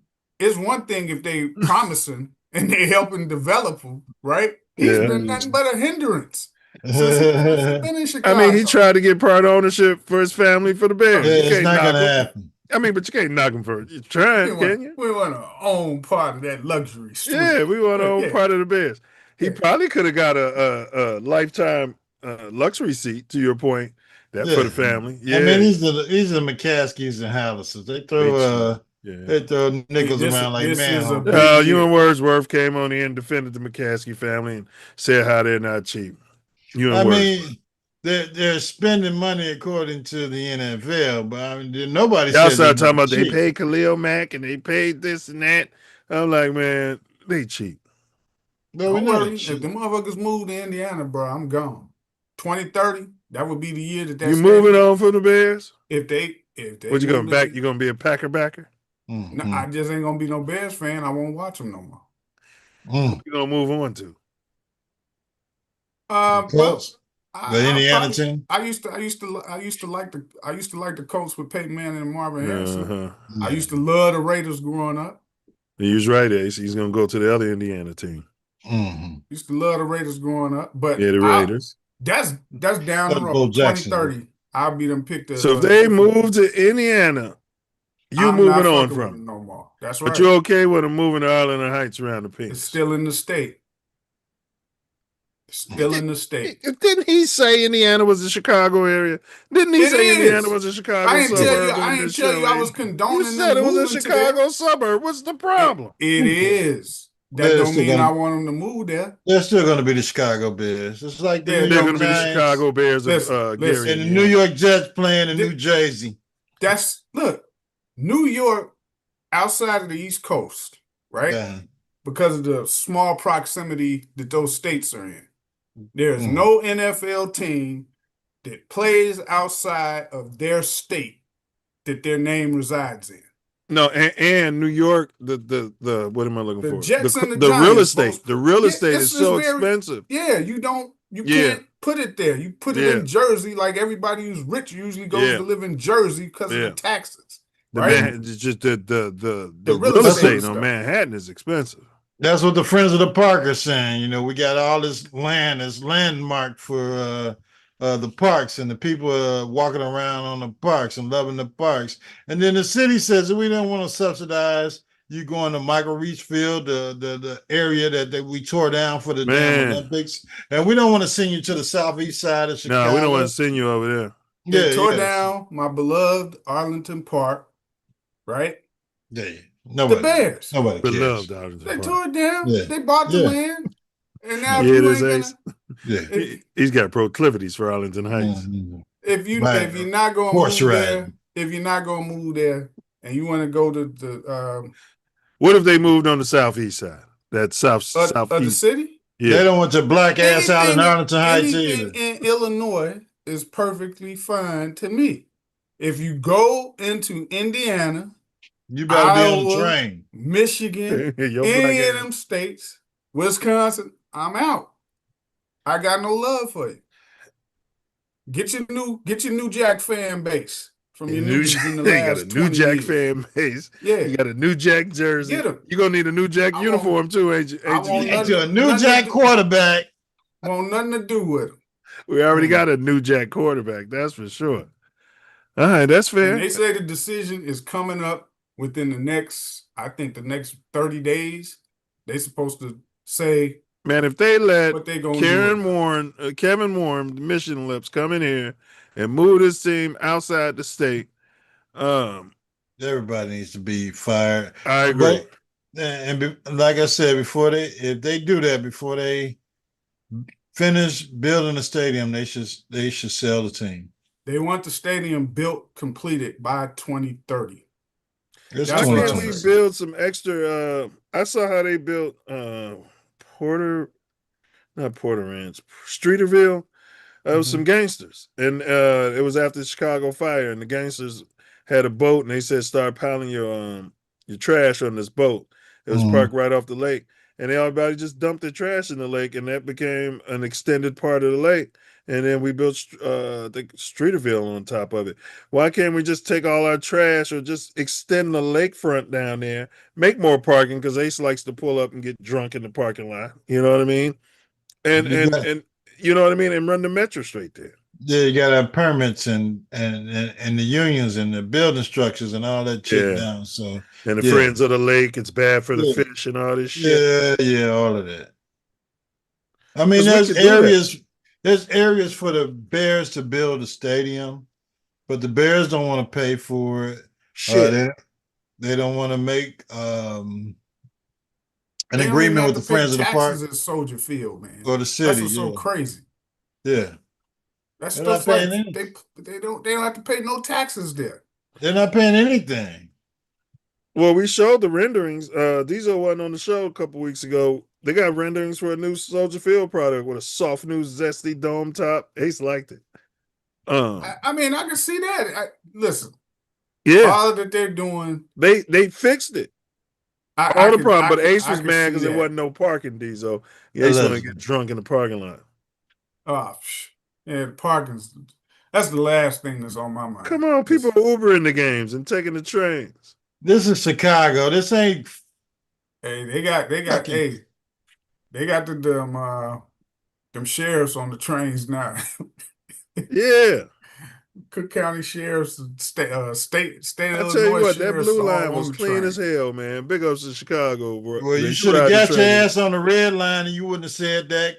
Between the homeless people, the people smoking weed, and the red has always been like that, though. But it's worse now. It's worse now. But I can say this: the last that blue line was nice, bro. The last week or so, I bet it was. Them sheriffs been on the undercover sheriffs. No, these like plain clothes sheriff officers. They don't want to be like, if they in civilian clothes, they figure them youngsters will try them. So the YNs. Yeah, so they be out there enforcing. They be coming quick, quick. They was at the baseball game yesterday out in Alsop at Ozinga Field. They had the sheriff deputies patrolling the parking lot and the games. It was, it was no private security, but it was the sheriff's police. So it was interesting. Big Hank, welcome aboard. What's on your crawl, bro? Something made you pull up. Blue gray. I seen you earlier. I had to make a run, so I said as soon as I get back, if they still chopping it up, I'm gonna come up here and chop it up with me. I ain't been up here in a couple weeks. What's up? We ain't been on, so what's going on, Ace? Life been life. I know my buddy Diesel been missing me, so it's only fair for me to show up. Yeah. Sure. Hey, I wasn't here either, man. I had business to attend to. I know you missed me then, since you wasn't here and didn't see my beautiful face. Oh, please. Your life ain't been right since. Sound like proclivities. Hey,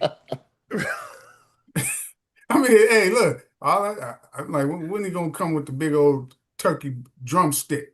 Don't worry. My Brontosaurus burger. It's Resurrection Day. You finna have a whole plate. Oh man, my wife got some fried chicken, some sweet potatoes, some broccoli, some cornbread in there. You know how it goes. You got some deviled eggs. No, I don't mess with them devils.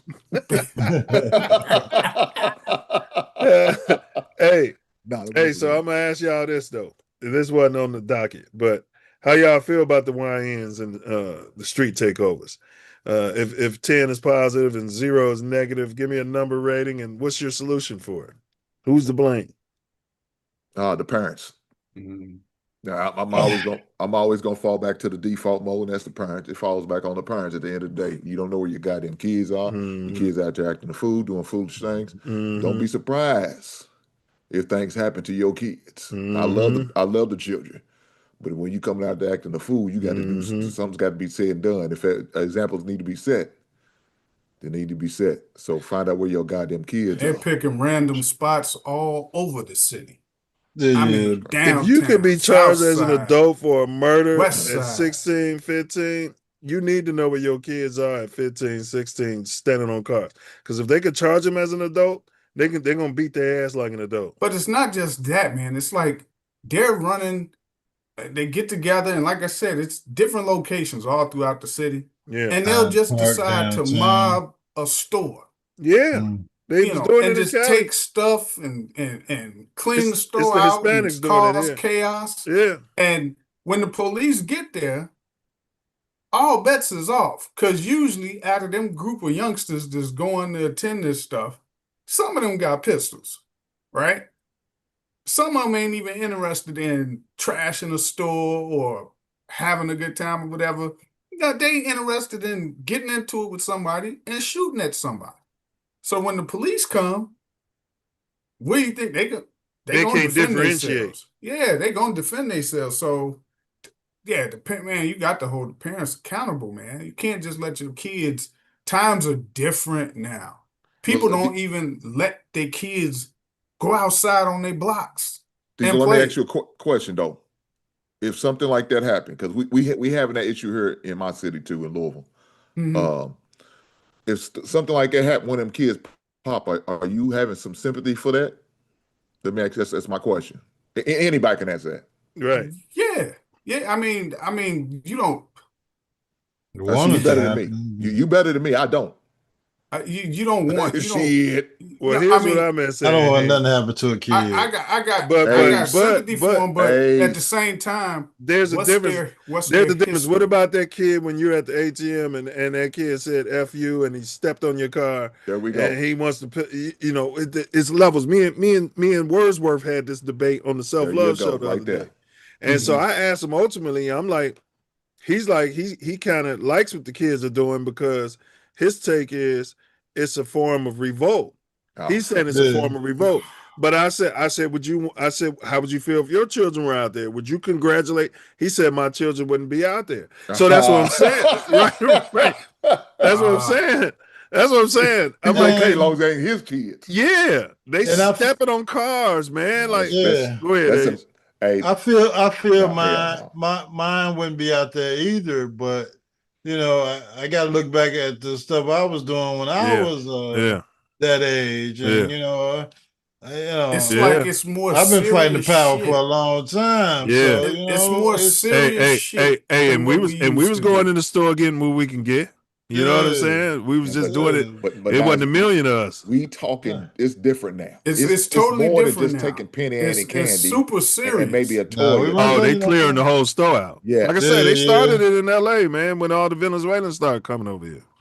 And then that y'all voted for. So if you come across a person or whatever, y'all voted for this shit. They'll beat the people down, may rob them, take their phones or whatever. And again, it's just it's kids for the most part, but you got to draw the line somewhere because if you want to, and you doing your politician move. Yeah, he likes to rub his bum. He'd be a good mayor of the city because he rubs his ass on the fence like nobody else. Next time. The problem I see. Wait, so what's the question? What's the exact question? Is during these kids, would you have any sympathy when times need to? One of them got popped by 12. Yeah, exactly. My fault. Oh, if one of them got shot by the police. Killed. Yes. Because it's very well possible. These situations. So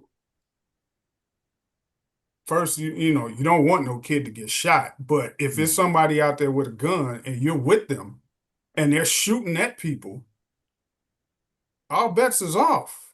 I can't fault that. Gun? Well, let's say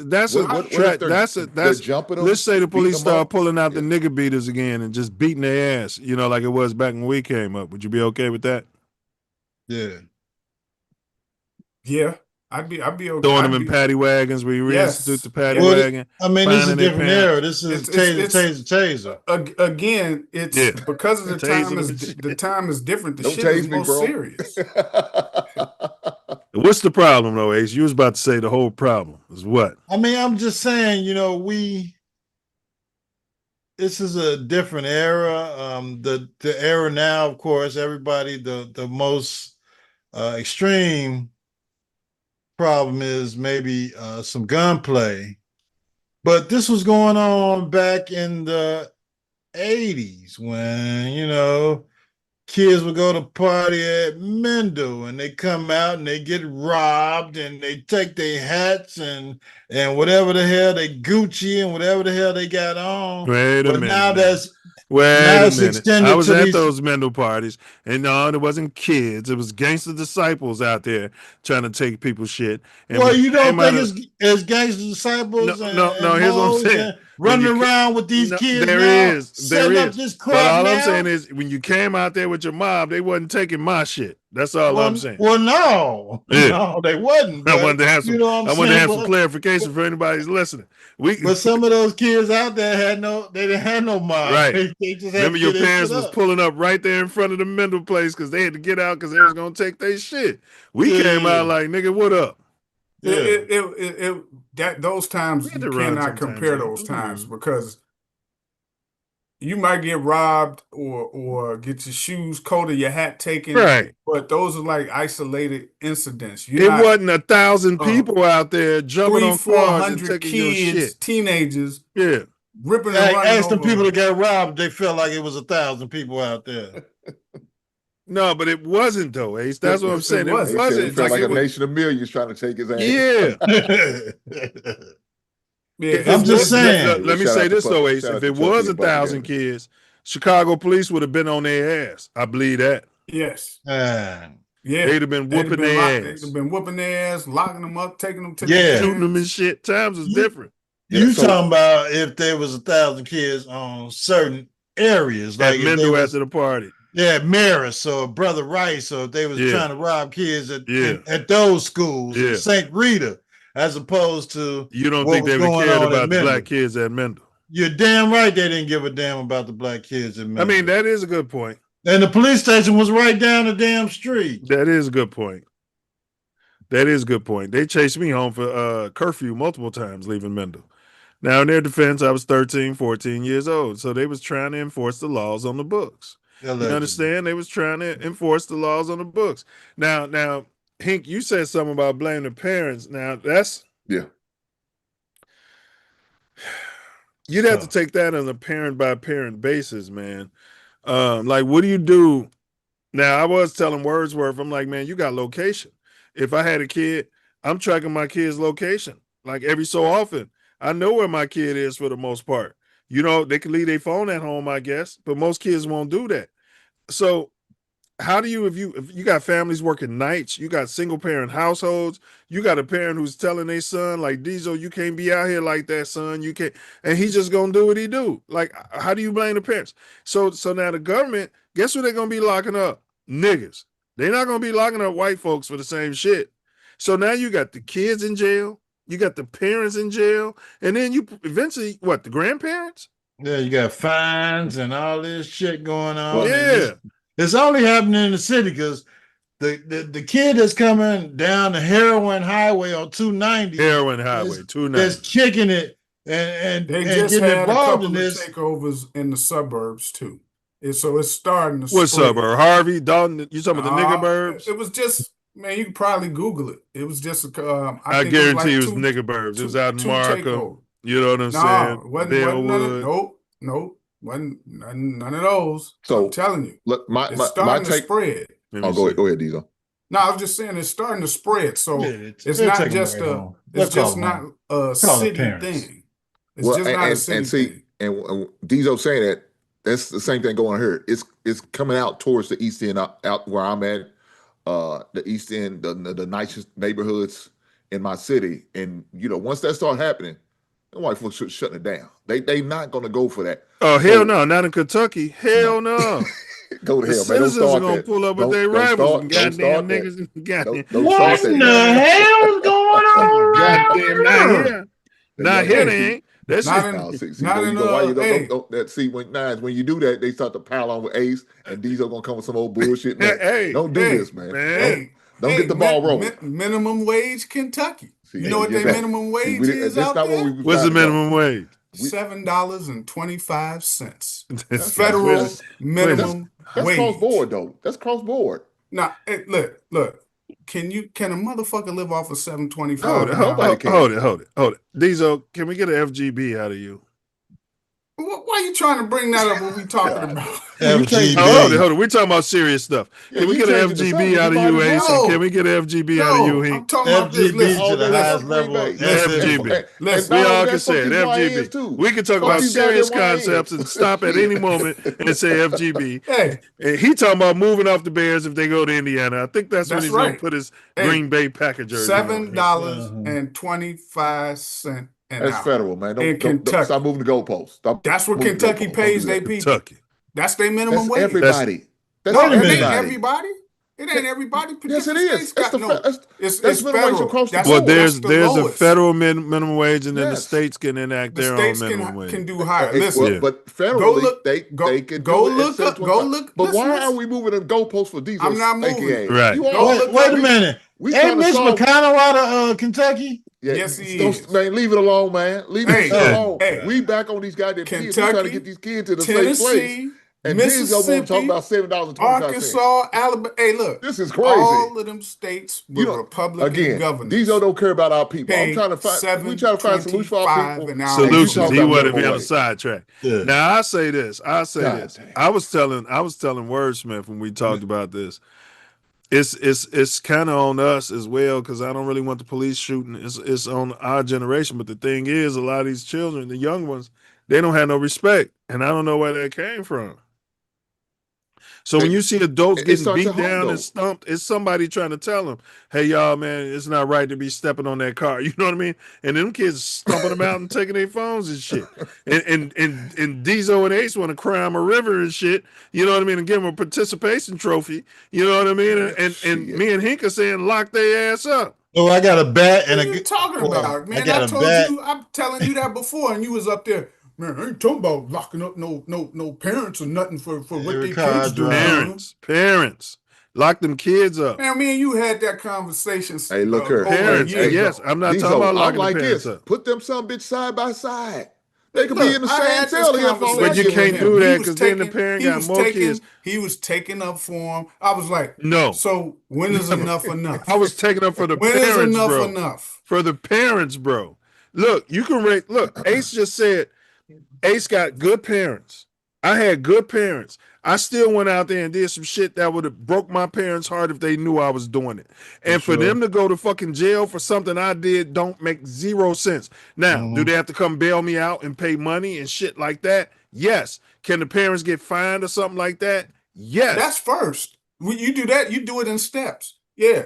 You can't lock the parents. Now, if your parents are saying go down there and rob that store, then lock the parents up. Look, you can do fines and all of that. You can do it in steps. But if that person keeps coming back, repeat offender as a teenager, hey, sooner or later you're gonna have to hold them responsible. He don't have no kids. I don't have kids either. Or they could claim no joy. Hey, I can't control them. I tried my best. I done what I done. He's out of control. Y'all can have him. Well, look, I'm gonna say this. Let me say this real fast, because again, it starts at home, right? And your most important investment that you have is your children.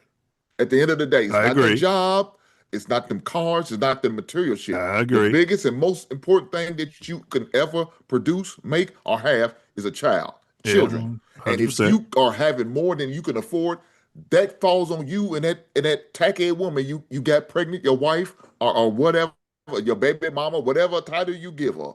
That's between y'all two. So you know you can afford to have multiple kids. We know this. So now when you have these multiple kids, you got multiple personalities. You got multiple attitudes. You're going to have to deal with them. You got to raise them. You're going to have to rear them. You got to take care of them. You got to pay for them. And you know if you can't, and they start out there doing their bullshit, then this going to fall on you as a parent because it starts at home. You should have been there pouring into your child. Pouring into your kids. What if grandma is raising the kids? What if the parents are in jail already? Like it's so many things we got to look at. Go ahead, Ace. You know what I'm saying? Like there's different things motivating each of those children to be out there. Yeah. Well, I mean, what I tell a lot of people is, you know, you'd be like, yeah, your son's still playing. But I was like, yeah, I got to have him into something or he's going to be into something. And whether it's baseball or playing the guitar or playing the piano or football or basketball or debate team, you got to have them in something or they're going to be into something. 100%. at work, I got people coming like, yeah, they don't teach them cursive writing in school anymore. I was like, well, what are you doing? Right, you could teach them. Yeah. Yeah, they're not teaching it in school no more. But if you want them to know it, you got to show them. Yeah. They barely know how to sign a signature. Yeah, they don't. Well, that's Because cursive. it's not Diesel, that's taught. cursive. Diesel, I they know. can't It ain't spell. taught no Diesel, they can't spell. It's awful. Yeah. math You know is different. your signature is cursive, right, Diesel? I know. And the math is different. Why you think I said it? The hell they teaching you in Kentucky, man? This type of stuff, 725 get you. We already talked about writing the cursive. He said, "Oh, well, they can't write the signature. They can't write the that's signature. Cursive. Of course Yeah, they but can. They don't I know said cursive. I'm being sarcastic. They would have put him in the slow classes at William B. William Oh, H. you Williams. was so- okay. I'd have See, mopped all Dio, y'all. now that I'm I'd mopped getting all more y'all clarity in that you was in the academics, slow man. You ain't classes. trying They'd to- have kicked him out of Eisenhower, sent him to the alternative school. Okay, so I'm gonna take it more light on you, Diesel. Now that I know you're in the slow class, so I can. They'd have been like, here you go, son. I'd have mopped there you all go. of y'all. I'd have mopped all of y'all His- in academics. That motherfucker would have Trust been me. wearing these headphones. Hey, You remember they had the Milz headphones for the hard of if hearing Milz back went in to the day. Simeon, he'd have stayed in Mr. Everett's office. Mr. Everett. Got the paddle all day and all Yeah. night. Getting He into got- it, he got smart the wood, aleck huh? talking his teachers. Yeah, he's a smart ass. Got his ass whooped all day and night. They wouldn't have fucked with me though. They'd be Oh, like, yeah, look at they your would. grades. Yeah, they would. They was always like, They look at wouldn't your have cared about your Hey, they fucking was always grades. like, They'd be look at like, your hey, you are Oh, they'd have cared. disrupting They other need niggas like students' me and ability to Simeon learn. they need niggas Get like your me and ass down there, Simeon Mr. Everett. to Bring over up the GPA. yeah, to raise the GPA for niggas like you. You know what I mean? So Not they at don't all. want me to leave that damn school. They need niggas like me. Not I would have at been all. on the basketball team. I might have been 15th man, but they need niggas like me. And they used to tell Hey, me, we need niggas like wherever you. you You're good ready, for the GPA. You can do it. You can Was do an those academic exact- test thank with you. me. Was those Yeah. the exact words? we'll they You're used? different from those other niggas. We'll see out there. who's smarter. Why are you hanging out with Diesel? He can't even hear. You know what I mean? He's This mentally motherfucker retarded. he smoked all his brain cells before his senior year. What? We digress. All Yeah, right. that's back when grass was green. Wait a minute, hold on now. Hey, I got a video for y'all because we digress. And I just wanted to ask y'all that because y'all some brothers, man, and this is an issue. And then nobody gonna want to do nothing till the cops start killing people, and then it's gonna be a whole big everybody whining. So, but if they stepping on your private property and beating up your kids, you might feel different about it. But we got Ben Johnson. Now listen to this, Diesel. You guys, y'all Caleb Glazers, Hink, you need to hear this too. You're a Caleb Glazer. You qualified. Ace, I don't know sometimes. I get on Caleb's ass and then Ace be like, well, blah, blah, blah, blah, blah. You know what I mean? Listen to Ben Johnson. He Caleb sounds Glazer. like your boy. This is Ben Johnson. Yeah, I think he played as. Hold on. I'm going to take it back. He's going to play going forward. You know, I think that's one way to look at it. That's a very interesting delineation. Yeah. And he'll tell you the same thing. He's going to Ben look Johnson on Caleb Williams. This is at the owners' meetings. None of the slaves were there.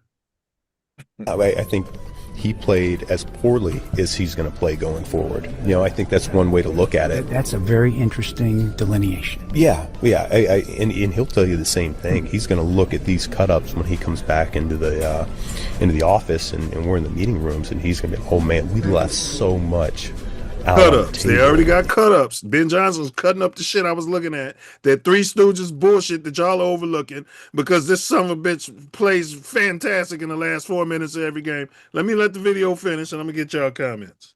And for us to be what we want to be as a team and offensively, we got to make some of these plays on a higher basis. And he'll be the No, he first one to won't. tell you that. You know, when you complete, He'll be the first one to blame 59 DJ plays, Moore. and offensively, we got to make some of these plays on a higher basis, and he'll be the first one to tell you that. You know, when you complete 59% of your throws, you're leaving something out there. Leaving So it's something out there, Diesel. He gonna mention the drops. I know you like to pamper Caleb and put baby powder on his ass. take everybody. It's on us as a coaching staff. We got to do a better job making sure the primary receiver gets open. We got to do a better job getting the primary receiver open. He took his accountability. Our pass catchers got to do a better job of catching the darn ball. The receivers, he on their ass too. And then Caleb's got to continue to improve in terms of the decision making and the ball location. And then Caleb's got to continue to improve in terms of the decision making and the ball location. Coach, that's a damn coach. All right, what's y'all comments on that? I'll start with one of the Caleb Glazers. I'll start with Hink, and then I'll throw it to Ace because he's a Caleb bum on the fencer. Look here, Matt. That's what you want to hear your coach talk about. That's what you want to hear your coach say. You expect your coach to be uplifting, but also critical in moments where he need to be critical. So I don't have no problem with what Ben Johnson said in that moment. He said what he should have been saying. What a lot of us fans have seen from Caleb. He has his up and down moments, but he's learning. It's his first year under a new offense. You know what I'm saying? A third offensive coordinator within his 2 years of playing. He's learning. So it's going to happen. He's pointing out specifically, I think, at Romeo Dominguez and probably Cole Kmet as far as guys dropping balls, not making plays, having the opportunity to make the plays and not getting it done. So he's putting blame on a little bit of everybody, especially on your receivers and your tight ends and your running backs doing what they need to do as far as offense. I ain't got no problem with what he shared and what he's talking about. Things need to be happening. Hopefully this time next year we'll be in a different direction. We'll be celebrating. Do you agree with what he said about Caleb? Yes, I do. Be better. Yes, I do. 100%. 110%. Ace? Do I believe? Yeah, I mean, Caleb needs to improve his accuracy. He needs to learn the offense. He needs to dissuade that crap that he was learning last year or 2 years ago from the Eberflus regime, and he got to that point toward the end of the season. But now it's time to move on to a new offense because his number one receiver is gone. And his, it's a different year. So, just like his coach said, we got to take everything back down to the studs. Like we did last year, we got to do it again this year and see what the hell this, the players that's going to come on the team after this damn draft and after free agency and see what the hell the Bears are going to do offensively wise. So you agree with him? With Coach BJ? Yeah. Yeah. Coach BJ is my guy. All right. Diesel, we saved the biggest Caleb Glazer for last. I don't know why you call me a Glazer. I didn't see none of y'all jump off his ass last year like I did. Yeah, I was close, Diesel. I was fucking close. You know, not I a was. Glazer. Yeah, I mean, pretty much what he said is what we seen all last season, right? Right. Same typical stuff. I know what I'm going to do next year is any game, I'm almost like a scout on the sideline. I'm writing down the drops, the missed throws, the bad play. The one thing, the bad play calls. When he said getting the first receiver open, I feel like that shit happened a lot of time where the number one receiver was not open, causing a misfunction with the play call. The drops. Yeah, well, the drops or just like,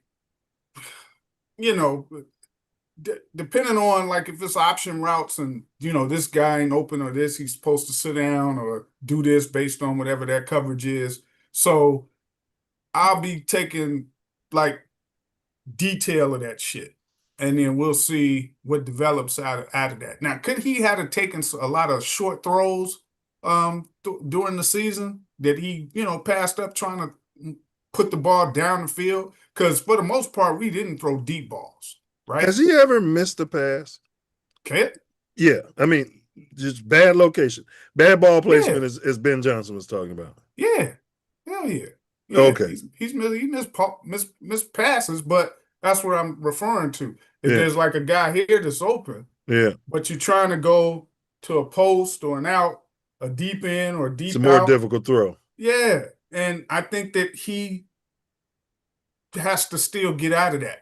That's like, because it really wasn't like deep balls per se. We really didn't have any. How many balls other than like later in the season? Late in the season, yeah.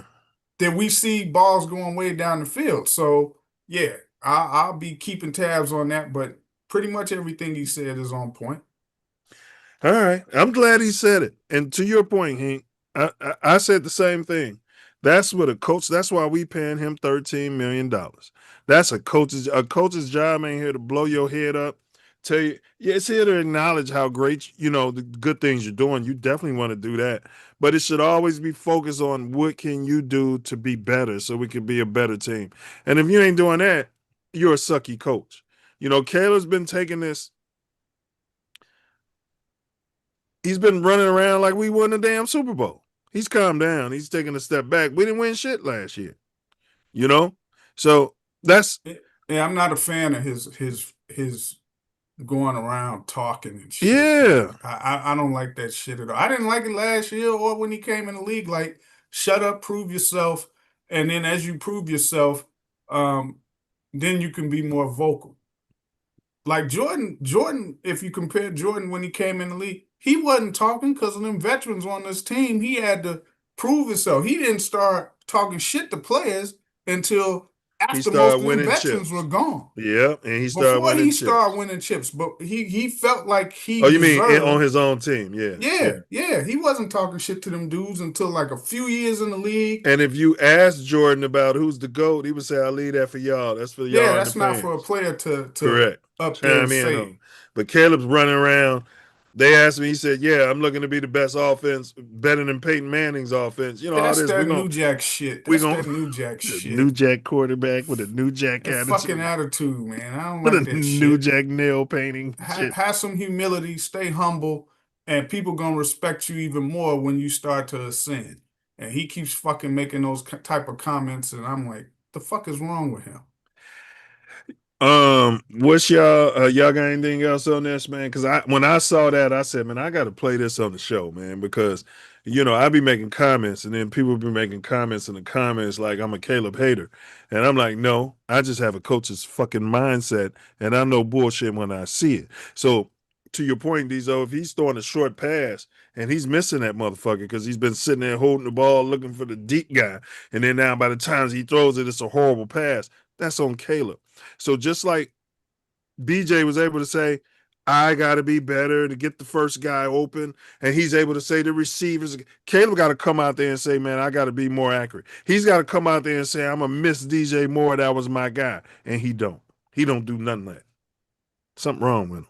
Yeah, we know he's a weirdo, so he should be thinking like that internally. Like, look, let me just keep my mouth shut and do what I do. And we always say this with any quarterback in the league. If you're doing what you're supposed to do, you won't get blamed for when your team is struggling or losing, right? Right. They still gonna say that dude's a good quarterback. Right. So, and there's quite a few in the league. They don't be winning or nothing, but you still see people holding them up to high esteem as far as quarterback.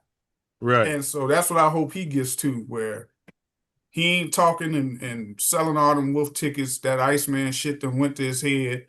And that's what Ace was saying. Yeah, like we got him humbled and shit. Now this motherfucker went crazy, bro. Yeah, it went to his fucking head. Now look, him buying the rights to that. I'm not mad at him. I don't mind that, because George Gervin, what the fuck you been doing all these years that you didn't do that? Right. Well, George Gervin back now. He's like, yeah, I'm the damn Iceman, and yeah, he's like, I can get some more free base cocaine if I can get some money out of claim to that, because Caleb beat him to it. That's what he was doing. He was free basing cocaine. Yeah, Caleb beat him to it. So all them years you sitting on the sidelines and everybody calling you that. And then here comes this guy. Remember when Pat Riley took our three-peat? Yeah. It's like, damn, that was smart of him, right? I was going to do read three-peat. Yeah, it didn't matter in our neighborhood. We print some T-shirts up and sell them. Sell them anyway. Yeah. Who's going to stop me? You know what I'm saying? Come around with you. Ain't no lawyers coming around here. Come around with you. What lawyers you know is finna go to old block? Right. Exactly. Y'all got anything else on that as we move on? Unidentified man found floating face down in the East River is believed to be. And that shit, their bag of money and shit.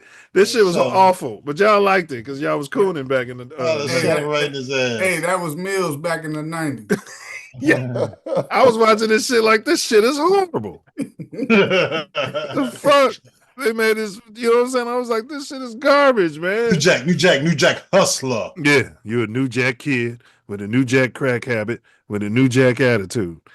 All right. All right, so yeah, that was BJ climbing Mount Ego. What's wrong with Puka? So you had Puka Nacua. He's not drop dead gorgeous. He's not colored. He's some sort of Samoan, I think.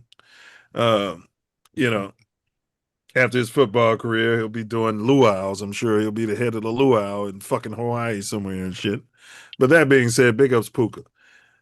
First, Puka came out there about, a month ago, and we covered it on this show, and he was talking about the Jew dance. He went on a podcast. Diesel, you was talking about going on these podcasts. And the podcast that got him to do some Jew dance that's very offensive to Jews. It's a Jew money dance. We'll pull it up and see if we can find it. And then he came out and said he didn't know nothing about it, and he was just doing what they told him. Now, they got footage of him biting a woman 3 times, a stranger biting the woman, like biting her on the shoulder and shit like that. No, I think he actually knows her. Allegedly a stranger? He knows that. He knows her. He knows her? Yeah, I read it where he knows that lady. It wasn't no stranger. Oh shit! So he summons his inner Marvel. What's that? Mike Tyson. No, his inner what's that? Bill Cosby. Commentator. Marv. Oh, Marv. What was his name? Marv Albert. Yeah, exactly. So it's okay to bite women as long as you know them. Is that what you're saying, Diesel? Yeah. No, I just said he knows her. I appreciate the So he's just into that kinky shit, Milz. Right, That's all right. it is. I mean, I know y'all down with that vampire stuff. I'm not. God damn. How you gonna put that on us? I thought that's for the white folks. What's going on with him though? Because I feel like if he was some sort of colored, this would be bigger news. It's Am I wrong on another this? person under that New Jack attitude, man. These New Jacks, born whether it's in the 90s or the early 2000s, man. They get on these social media and these podcasts and they just like no discipline. You know, Come on, bro. They're not retarded. They got to know better. And this dude's negotiating the contract extension. Yeah, their team, whoever their advisors are. Well, that's a good point, Ace. Is this going to hurt his pocket? Because they're not talking about it like. No, he's not copper coded. I mean, you got like they talking about Ja Moran or Kyrie. Yeah. Whenever we in a contract year, Diesel, they'll take something like this and use this to underpay us. And I want you to hear Puka Nacua said first about the officiating in the NFL. So check this out. Go ahead. Yes, the refs are the worst because there's just some of the rules aren't and like these guys want to be. These guys are lawyers and like they want to be on TV too, bro. Like the game. You don't think he's texting his friends in the group chat like, "Yo, you guys just saw me Sunday Night Football." Like that was no way. Like that wasn't PI. Like, but I called. You're right, Diesel. This sounds like some New Jack shit. Mm-hmm. Yeah, baiting him in, and he's getting to talking freely, and the New Jack talking though. Yeah, the camera's always on, and if his agent or his teammates or the team I know he's been to the rookie symposium.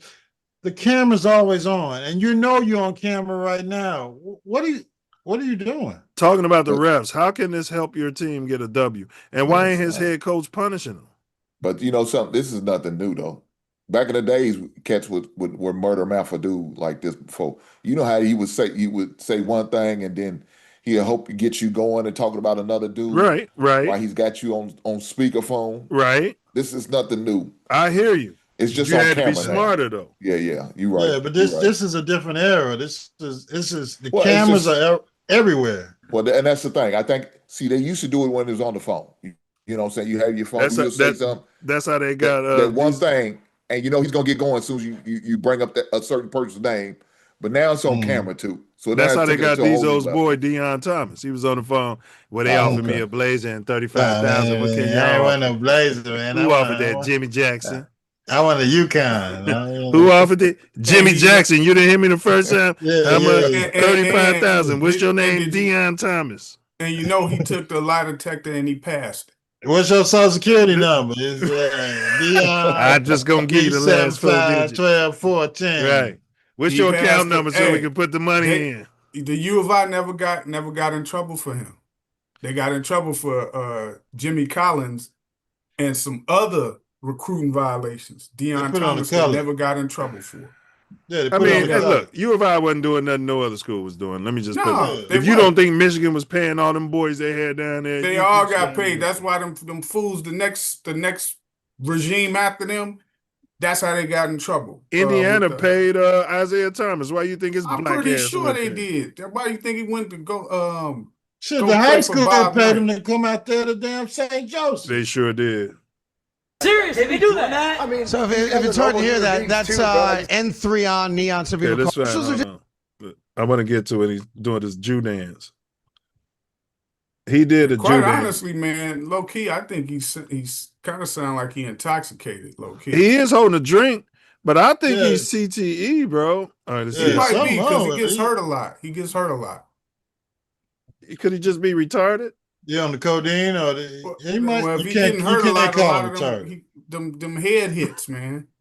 Can't call him retarded. Just That's so you know what's what we're wrong with talking these about. kids Guys, today. play Y'all the can't video. call him retarded. So here Look, it is. He wants him he's to doing spin the the Jew money dreidel. dance here. All right, kind of flex, See? and then do the thing. Now, I'm Jewish. I had no idea that is, in I guess some areas of the world, I give you permission. viewed as an anti-Semitic dance. I want to be very clear about this. I've never seen it before. I've never heard of it before. And if you had showed that to me, with no sound attached to it, I would have no idea that that's meant to mock the Jewish faith. I would. Now, he should have went back and whooped their ass. Mm-hmm. That's what the news article would have been at. They done me like that. And you're saying I didn't know. Yeah, I don't understand. I thought he was like those dudes who he was with were part of his show, but apparently not. He's just showing the video of them. They was just setting them up because they don't care Using about them. him. Yeah, using them. Who got him drunk, and he's probably mentally slow. Mm-hmm. But that's what I think he went to check in the rehab, right? Yeah, I think I saw something. So did Tiger Woods. That's what they all do, and they're just trying. Yeah, it's just to have something to go to court with, or for the civil case. I checked in the Woods catch rehab. it straight. Because Tiger, put me on the camera. Put me on the camera. I want to see my big lips. You see his big Tiger, lips. if you need a driver, I'm willing to do it. I'd do it for $200,000 a year, and you'd have me pretty much on call. All right, Yeah. $200,000 a year, Tiger. You can pop all the pills you want, drink all the booze you want, do whatever you want. But $200,000 a year, Tiger, and I'll be your guy. All right, that's all. Driver / legal advisor. Look, Neil said, "No, don't ask, don't tell." I won't be talking to Don't nobody about ask, what you don't doing. tell. If That's he right. had Mills That's as right. his driver, he'll have him in the nut house by the end of the year. Nah, man.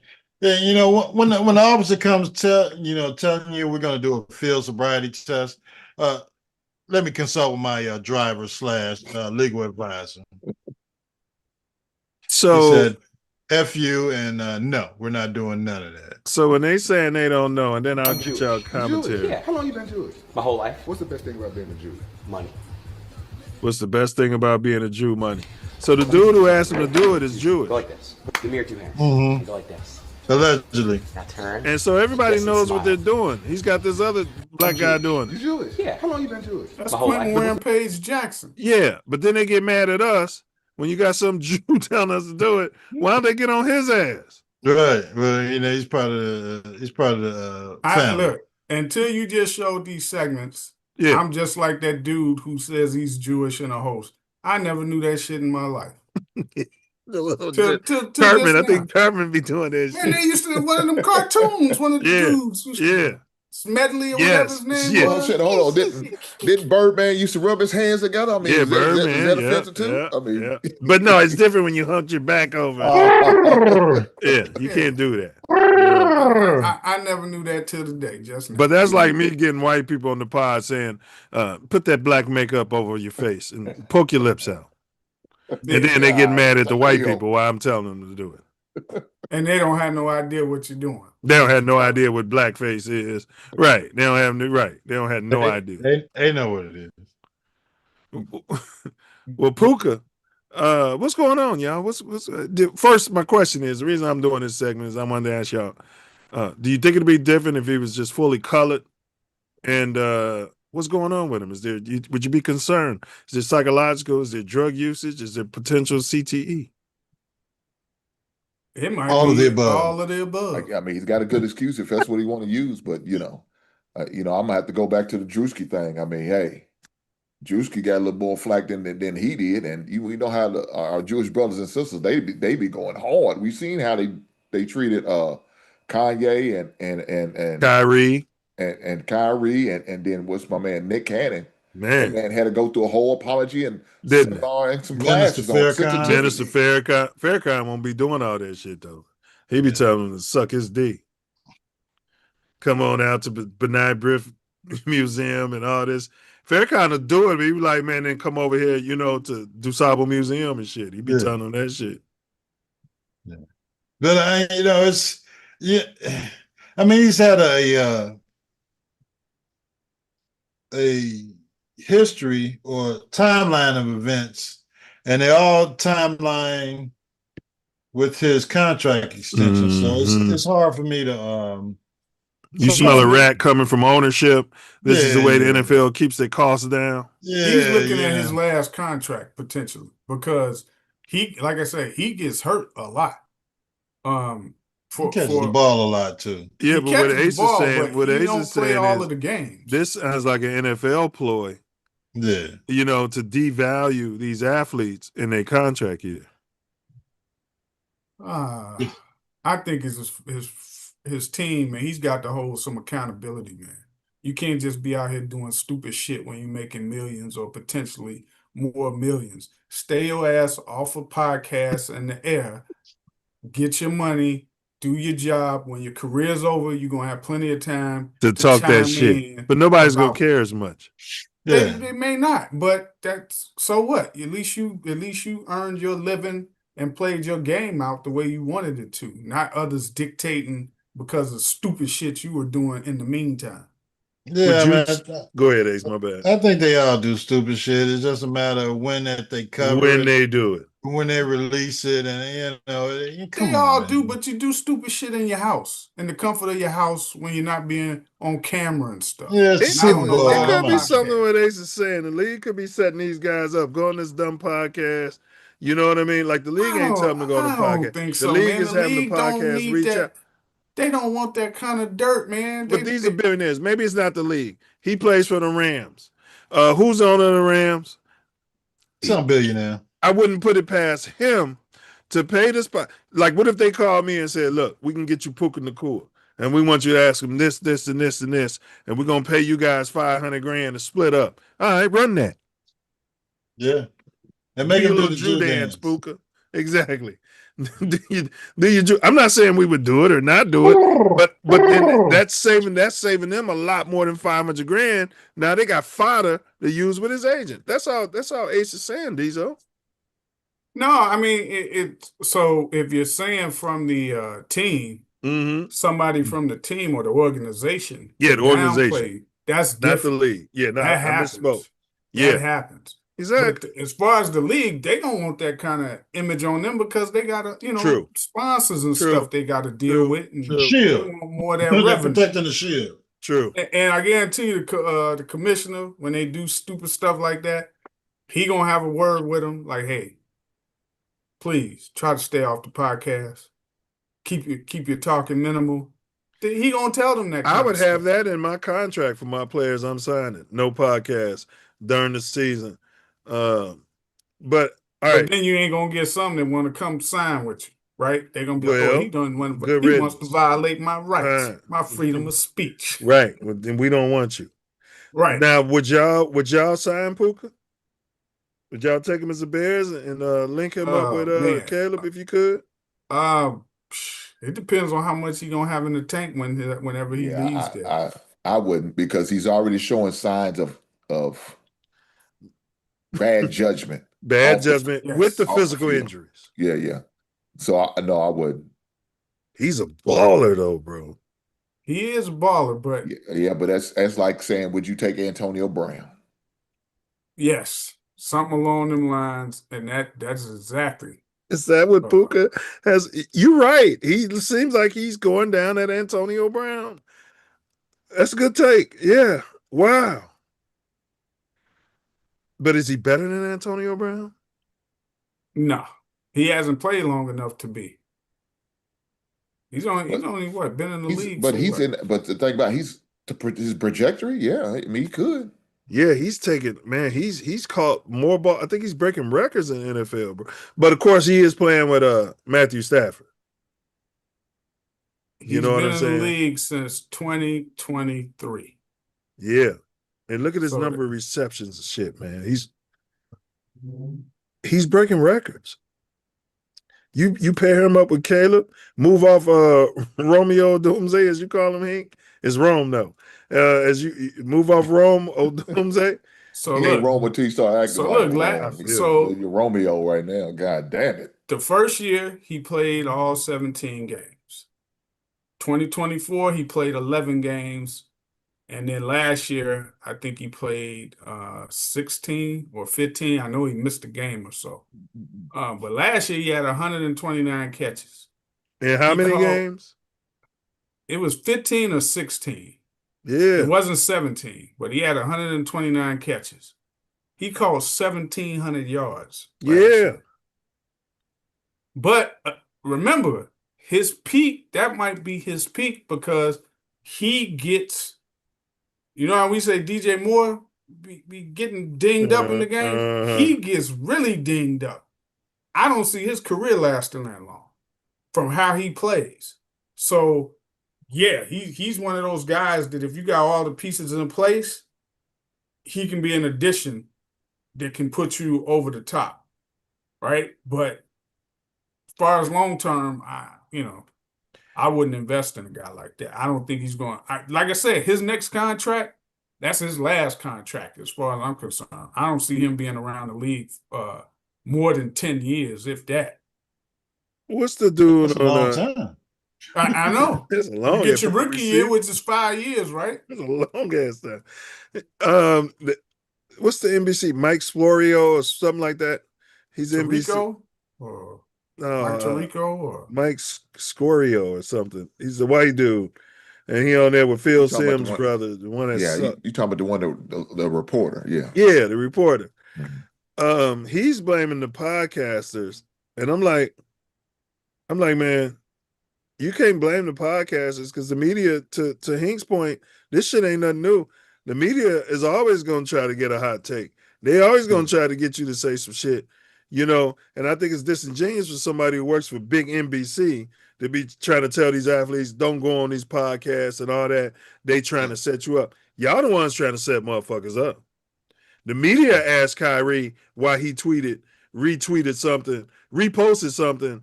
You know what I mean? The media asked him that. It wasn't a podcast. Yeah, it's. I mean, if they're gonna do it, you might as well say, don't do no interviews. Just don't do no interviews. Period. Now you could say what comes back. Like you said, it's not the TVs, the sports anchor is gonna ask some crazy questions. Yeah. The post games. After the games, after you're fired up, you're frustrated, you're mad, emotional. The referee made a questionable call. Now you're gonna go take shots at the referee. The man already said how he feels about the referees.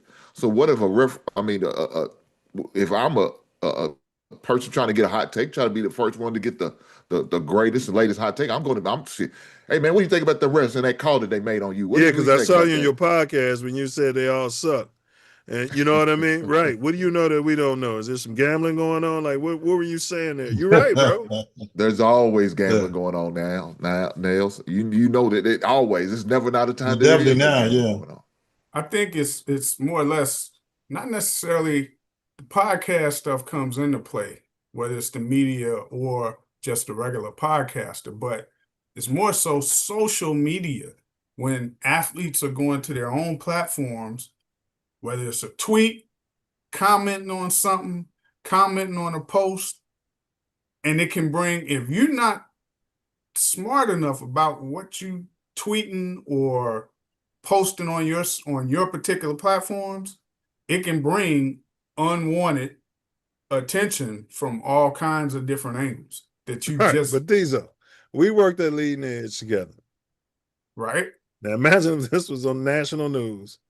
We knew better than to go on there and say, and some go on the podcast and say, well, the people who are monitoring the calls, you know, they're all fucked up and they can't, we knew, like, how can that help the company? How can that help you in your endeavors? Like, how can what he said about the refs, he's talking against the whole business. If the media wanted to blow that up, they could have blown that up in itself, but they just talked about the little Jew dance he did. Yeah. Yeah, well, it's your discretion. You got to use your better judgment to do talk about certain shit. We can ratchet down that contract if we talk about the dance, not your you can't just your be careless. take against the like shield. when you see somebody tweeting Correct. something, like even what's the Bosa brothers? Scottie Pippen. No, the Bosa brothers in the NFL. Nick and Joey and Jimmy and Bobby and and you Ricky see and how Mickey they and Mike. tend to will post stuff Yeah, on they're their MAGA. Twitters and stuff. Yeah, they're MAGA. And it be shit that like offends people sometimes when they do it, right? But nobody But they goes never crazy. catch enough flack. No, they don't, because It doesn't offend the owners. Yeah, and they're pink. Yeah, it never catches enough Don't flack. offend only because they're in agreement with them. Correct. and it never cost them money. Yeah. So unless y'all had something on that, man, we can get the final words. If anybody else had any other comment on Puka, I would personally, I agree with y'all. I wouldn't take Puka. Love him, love his game, but he seems a bit punch drunk. He's hurt a lot, and for the money, and I don't think Caleb will fuck with him. Caleb needs a big receiver. I don't think Caleb will fuck with Puka. We don't know what Caleb likes. Well, we know he didn't like DJ Moore. No, he was too tough. He didn't say a word about losing his number one receiver. That Family makes man, right? Yeah, I don't think that. I don't think his ass would say anything. They took his whole fucking receiving. Man, if they took Rome, I his told you he'd come in if there they took twisting his his whole meniscus. receiving staff and his tight ends and brought in new ones, he'll be like, "Well, we got to go to work." Weirdo stuff. Man, you got to make a tweet or something, man. It was great playing with DJ. I'm gonna miss you. Well, something. That's only humanity. He did say something along those lines when Oh, he DJ did. Moore left. It was a few days he later did. though, because me and Ace He was on did. his ass. He did. He said some words. His people about put it DJ together. when he Was it a left. tweet? They said, "Good luck to you, I motherfucker." think it was an interview. I think it was like something he said to like the press or something. But I know he said some words about it. Oh, he didn't hold a press conference. Not a press conference, but if like, when reporters are asking you questions and stuff. Yeah, he's trying to sell something, probably. Yeah. Because you're supposed to come out and be ahead of that.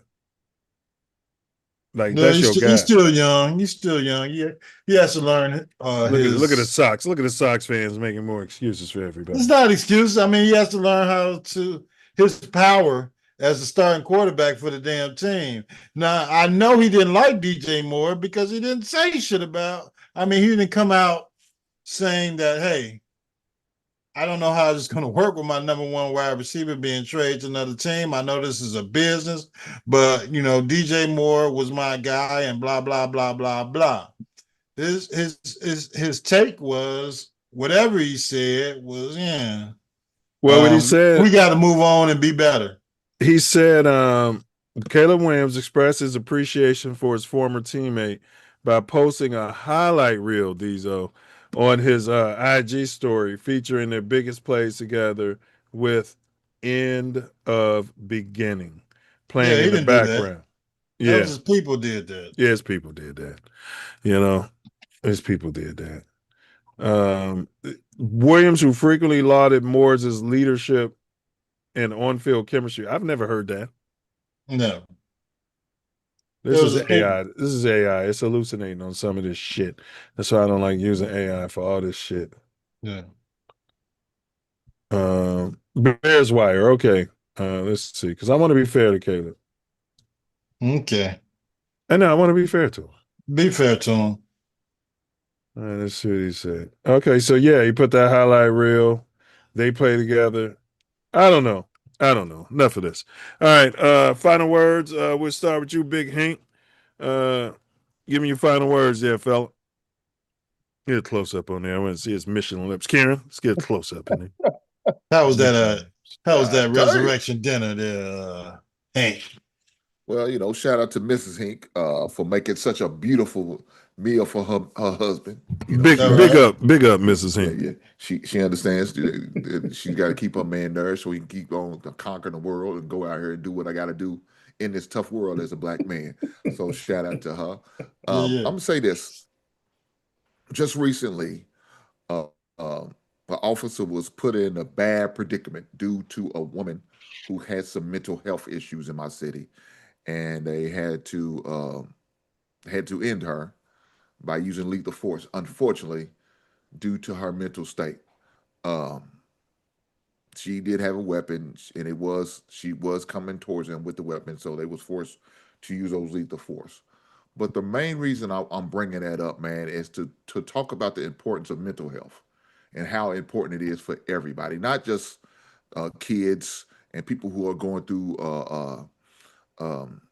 certain traumas or anything like that, but just sometimes you just need it to get yourself recentered. You know what I'm saying? Us as men, and I really try to push men because we always the last one to go see the doctor about everything and all things. But I want to see us men really start to step up and push mental health awareness for other men. It's very important.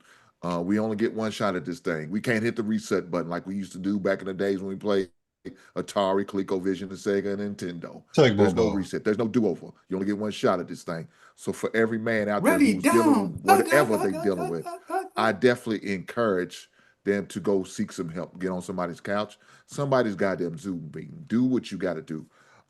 Just last week, I went and got myself checked. I got my yearly physical, my A1C's in order, my blood work's in order. Everything's working good. Everything's going good for me. So I encourage other men who need to do that, who hasn't been to a doctor or don't even know where the doctor's office is, to go see their doctor. Go do what they got to do in order to get themselves together, man. And if a man of a certain age, like myself, and old ass Diesel, old ass Ace, and old ass Mills, get that prostate check, get your colonoscopies, do what you got to do. Prostate cancer and colon cancer is a motherfucker. I'm not going to let Diesel ruin this moment, even though he's trying his goddamn best. I'm going to get through this. Fellas, take care of yourself and each other, brothers. Yeah, I know. His prostate doctor be like, he was just in here 2 days ago. Just put your fingers in my ass. Just make it get the glove. He said, I felt something. I didn't like how it felt, so I think you need to check me again. Yeah, okay. Hey, every show he'd be like, I just got my CA1s done last week. They brought me in for another prostate exam. Everything. Shoulder. I feel everything's fine. Quite a few drumsticks up in you. Hey, what y'all some sick brothers, man? Hey, Ace Boogie 302 said, breaking news. This just in, the Chicago Bears have agreed to trade tight end Colson Loveland to the Denver Broncos. Bears will receive 62 second round this draft and a 4th round pick. No way in hell that happened, Ace Boogie. No. Happy April Fools. Right. Yeah, get out of here with that. Late April Fools. Get out of here with that fake ass news. Now, if you said 2 ones, you might have had me going for a minute. Yeah, if you said 2 ones, maybe 3. But you can talk to your senator out of the state of Kentucky who keeps falling asleep in $7.25 an hour. Get your Bill Paulsby, whatever the hell he's got going on anytime he has a damn conference. This is crazy, man. I just had a good message for the brothers, man. And it's you know what they won't talk about? Mitch McConnell and goddamn $7.25. This is crazy, man. Right. I don't understand. That's all they want to talk about. You know what I'm saying? Brothers, we got to work it out. Senator McConnell. Hey, look, I'm gonna follow up off of Ace. So I'm just this past weekend. I'm coming to the conclusion where because of so many people I know been passing the cancer. Yeah. I want to start not drinking bottled water from the plastic bottles. Mm-hmm. It's like and it's hard to do because so much water now that you get is bottled. Yeah. But those microplastics and doing a little research, I think it's a link to that. And with people I've been seeing that's been passing from colon and prostate cancer, and nothing really changed other than consumption of that. And if you notice, low key, some of those water companies, they're slowly trying to put bottles in like your fancy pinks don't be drinking out of this, man. They be having glass bottles on them. They're starting to put receptacles, other type of bottles because people are catching on to that and they don't want to consume it from the plastic. Yeah. Now me, I like to drink sparkling water, but it's usually from cans. But occasionally I'll mix it with water. You probably from a need some bottle. more prostate exams. Yeah, you do. God, Yeah, well, I wouldn't want to go to your stick a doctor's. bottle up your ass. Yeah, now, I wouldn't wanna if you take a macro approach, just like the way these plastic bottles are jamming up the ocean and the earth, the microplastics are doing the same thing within us. Within your system. Right. Correct. So I'm starting to make a conscious effort going forward from this weekend where I'm not trying to drink nothing out of no plastic bottles. You should start a TikTok pledge. It might go, you know what I mean? Do your little Jew dance before you get over there. Well, I was gonna have that clip of you in New Jack City. cheap, Jew. And I wanted you to show them when you got your prostate checked, but you also had that gerbil coming through that poster too. See. Now Hink try to be serious, and now y'all just discourage this guy. That's why I tell him short bus. He discourages everybody from going to get their prostate checked. You know what I'm saying? And this is what's wrong with us as a copper color community. You know what I'm saying? You had the gerbil, Ace had the hamster. You know what I mean? See if he makes it out alive. Is Ace Boogie? Ace, is he related to you? Gere? Wasn't that Richard Gere? Richard Gere, yeah. Jesus Christ. Is Ace Boogie related to you, Ace? Ace Boogie, who was that? He's in the chat. He gave the breaking news about the Bears trading Colston Loveland. Ace Boogie, that would be paid in full. Yeah.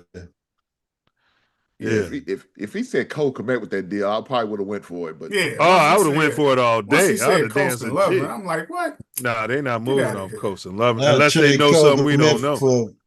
What'd you say? Of magic beans. I trade Cole Komet for a bag of magic beans. Yeah, Italian beef, and you ain't even got to dip it.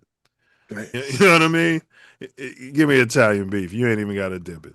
All right, Hank, those is great final words, bro. We always appreciate you popping out, famo. And happy Resurrection Day, brother.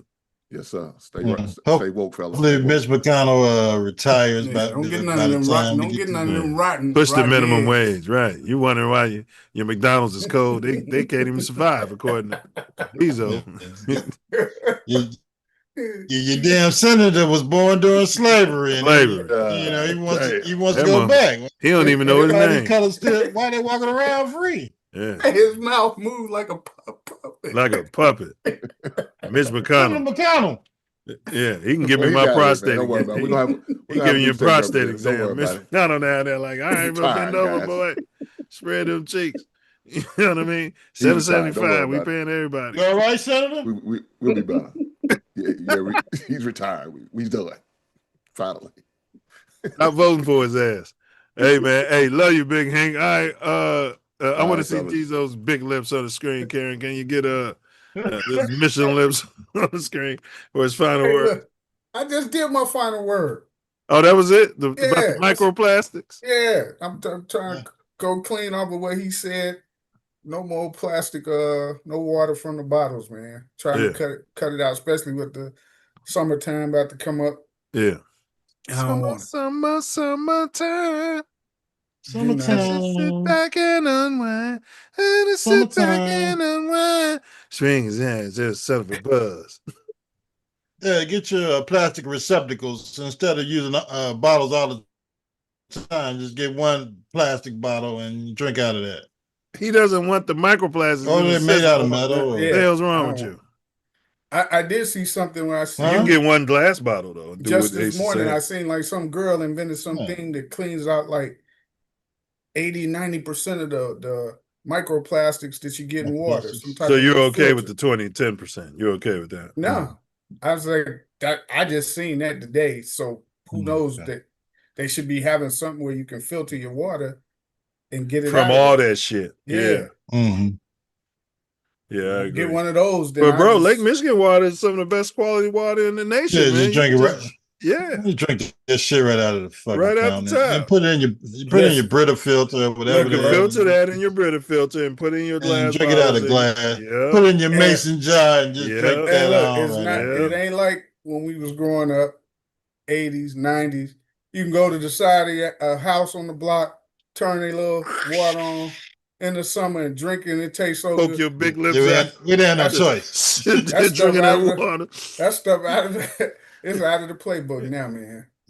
You go drinking that stuff. Hey, what are you doing on the side of my house? Right. Pow, pow. Yeah, then cut the, yeah. Get some damn water. Right, you trying to shoot motherfuckers? I'm trying to get some water. We just kids. Man, we used to, they had the sprinklers going on the yard. Sprinklers. Man, you go right out there. Yeah. And You they didn't still care. do that, is what we're saying, though. They're like, Michigan water is still quality, bro. It's got I know it's like microplastics one of the- in it, though. Yeah, too. it's one of the cleanest in the country. Yeah. It's just, it don't taste the same. Well, like Ace said, put it in your Brita filter. Maybe boil it if that one's make you feel better, and then filter it. You know, it's Man, a lot of I boiled- work, but you it's boiled worth it. some water before and tasted after you boiled it? Yeah. Good God. Ugh. Man. So, You gotta find a solution. you gotta I find know. a solution. You I know. know. So right now I'm at the point of like I say, I drink a lot of sparkling water out of the cans. Yeah. So Mhm. that's Yeah. just perfect. Pour it in a cup. Yeah, that's good for you. Yeah. And then I don't have to drink pops and stuff because it's the carbon, just like Yeah. the pop. Yeah. You get that belch on, which is healthy for you. Yeah. Yeah. Drink the aluminum out of the cans. Yeah, if it's aluminum, the lead. If it's aluminum. He's a lead The can. lead based can. Yeah, whole We're body gonna kill you glowing- one way or the other. Whole body glowing in the dark. They're gonna drink it. They gotta drink something. They ain't got no choice. Hey man. Cheap, choo, choo. All right, man. Great final words, bro. We appreciate you pulling up. Yeah, good All right, seeing you, y'all. these. Have a All great right, week. I'm out. All right, Karen. We want to see Ace's Michelin lips for his final words. Shout out to the Illini for a season of playing basketball, and I never thought that their coach was a championship coach, and even though he went out and got all these foreign players from all over the world, along with a couple of copper-coated players or mulattoes or whatever the hell he had on that team. Unfortunately, they weren't able to get it done and get to the championship game against Michigan so they can get their ass beat by the Michigan Wolverines again. But, shout out to the Illini and shout out to South Carolina. Sorry that they went through the controversy with UConn in the Final Four, and then they went and got the brakes beat off of them by the UCLA Bruins in the championship game. But it is what it is. The game is the game, and either you're ready to play or you ain't. So when it comes to the game, you got to get it done, and if you don't get it done, it's off to next season. Your coach is fine. Your coach is making plenty of money, and hopefully your players have set yourselves up to be ready for life or the next season. So just happy that these kids have the opportunity to have their moment in the sunshine and their last shining moment, whatever the hell the NCAA profits off of, and also we'll see in the near future what the executive order by your orange guy does to NCAA sports. Of course, he's signing. He's our president. Okay. What you guys do whenever I go in on Caleb. So no, this is different. He's the president of the United States, and he signed another executive order to dismantle the lawsuit by the O'Bannon brothers to pay the players, and now he wants to limit it, whatever the hell's going on in the NCAA. Oh, he wants them to be slaves again. Yeah. Well, of course he does, but now they have to go to court again to battle whatever the hell executive order, because the NCAA is going to say, "Hey, well, the president wrote an executive order, and we got to follow." The fuck out. He has nothing to do with the NCAA. He has nothing to do with the lawsuit and the years of strife that all these players went through to finally be able to be compensated for these universities. He's saying nothing about the universities getting paid, but he's worried about the damn players and their ability to move around as athletes. Nothing about the coaches, and I think it's not fair. So he also signed an executive order where his name's going to be on all the money. He's going to use Biden's auto pen and sign some bills moving forward. There's a law against that they did 100 damn years ago. I mean, there's laws against all this crap that he's doing, but hey, if they're gonna roll with it, you might as well sign it. Shit, man, sign it. All your name should be on every roll of toilet paper that's being printed. I mean, that would produced. Be a great executive order, Trump. Put your picture on every roll of toilet paper that's printed. Yeah. So it's amazing that the country is allowing what's going on, and even the comments he made today about Iran, and all praise to be to Allah. Oh my gosh. Did he say that? Yes, he did. He printed it out, and oh my God. Karen, look that up. Go ahead. So God bless America and all of us residents of this country. I've resolved that I'm going to stay in the United States until we have a change of administration. Maybe I'll go to one of the Caribbean countries, but other than that, I'm not risking it right now. What this guy's got going on. Hopefully, the war comes to an end soon. No soldiers can come home, and all those faced with strife and the ability to be killed, maimed, or hurt for a unsanctioned war here in the United States, well, in Iran, waged by the United States of America.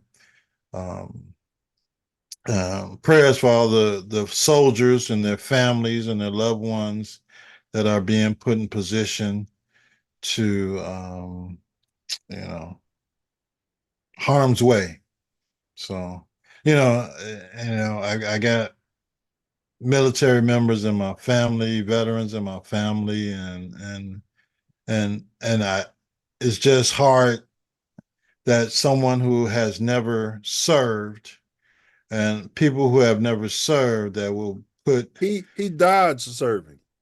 Yeah, died serving, and people who have never been in harm's way that are so willing to put our military members in harm's way, and hopefully they all come home safely from this particular lie. Hold on, we got something for you. This has to be the crazy. We got something for you. Wait, what is this shit? Slow down. There we go. All right, let's see if we can find it. There we go. Easiest thing I've ever seen Donald Trump post. Take a look at the way he's talking here and let me know if you think this guy is suitable to be the president. So this is his enlightened Easter Sunday message. Tuesday will be Power Plant Day and Bridge Day all wrapped up in one in Iran. There will be nothing like it. Open the effing straight, you crazy bastards, or you'll be living in hell. Just watch. Praise be to Allah. That's what the Wow, this dude's about to drop a nuke over there. Yeah, he's about to drop a nuke. Yeah, he's already admitting to war crimes, and his cult members will follow him and say he's being tough, and this is what it's Obama's fault. Yeah. Obama dropped a nuke on him 20 years ago. He shouldn't have signed an agreement. He should have just dropped the nuke on him. He's talking about blowing him off the face of the earth. Yeah, Man. yeah. He want to use a nuke. He Yeah, want to show the world that he's just crazy enough. I when got we the say about football. Kim Jong-il and all those, it's going to take a radical, crazy leader to start a nuclear war, and it's him. Yeah, he's got the codes to the football and nobody to oppose him, and he's got the Congress. He doesn't even talk to him. Like, yeah, I'm just going to do this, and I need more money. And the Congress is paid. They're all rich. They're just sitting there letting it happen. Just like in Chicago, when he wasn't supposed to build Trump Towers without approval from the Friends of the Park. And he said, fuck y'all, I'm doing it anyway. And once the gangsters and everybody in the city let him get away with that, he was like, oh, we can do this shit everywhere. I can do anything. Right. I'm Donald Trump, damn it. He like Gumby. I'm Trump, damn it. I'm Donald J. Trump, damn it. Who the fuck are you? Right. Right. My bad. Go ahead with your final words, man. But I hadn't heard about that. Yeah, that's it, man. Shout out to the military, their families, and there are different factions in the military, and but we got to support the people. Unfortunately they signed up to be property of the U.S. government. Property. And hopefully all of those people come home safely. To the F-16 fighters that were shot down the other day when the Iranian military was supposedly obliterated. Let's get this over with, man. Come on. They found them both, though. They pulled out both of the pilots. Yeah, it's the last time. This is the last time it's gonna happen. No, probably not. Okay. Yeah, according to Trump, our technology is far superior. Yeah. We already won the war, according to Donald Trump. Yeah, we won it before we started it. Yeah. Great final words. And I want to echo his sentiments for anybody serving this country and their families and everything. We appreciate what y'all doing, regardless of the reason. I mean, puts me in a tough situation as a United States citizen because, I don't want this war, right? And then I don't want our Congress to be shills and just taking money from other billionaires, or all those billionaires tell them, just let them do it because we're going to make money. Because that's what this is about. It's a business. You guys ain't too far gone to see that. United States of America is a corporation, and this is business. And you ain't too far gone to see that. Now, what I would like to see, you want to do UFC in the White House, get your ass in the ring with Obama. And I want to get these politicians, y'all get in the ring and fight these cage matches. You understand? Y'all want to have wars? Y'all put on the uniforms and fight this shit.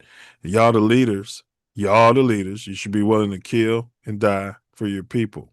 If you're not one Congress, y'all should be out in the front lines against the front lines of I bet y'all to be younger then against the front lines of Iran's Congress. And right.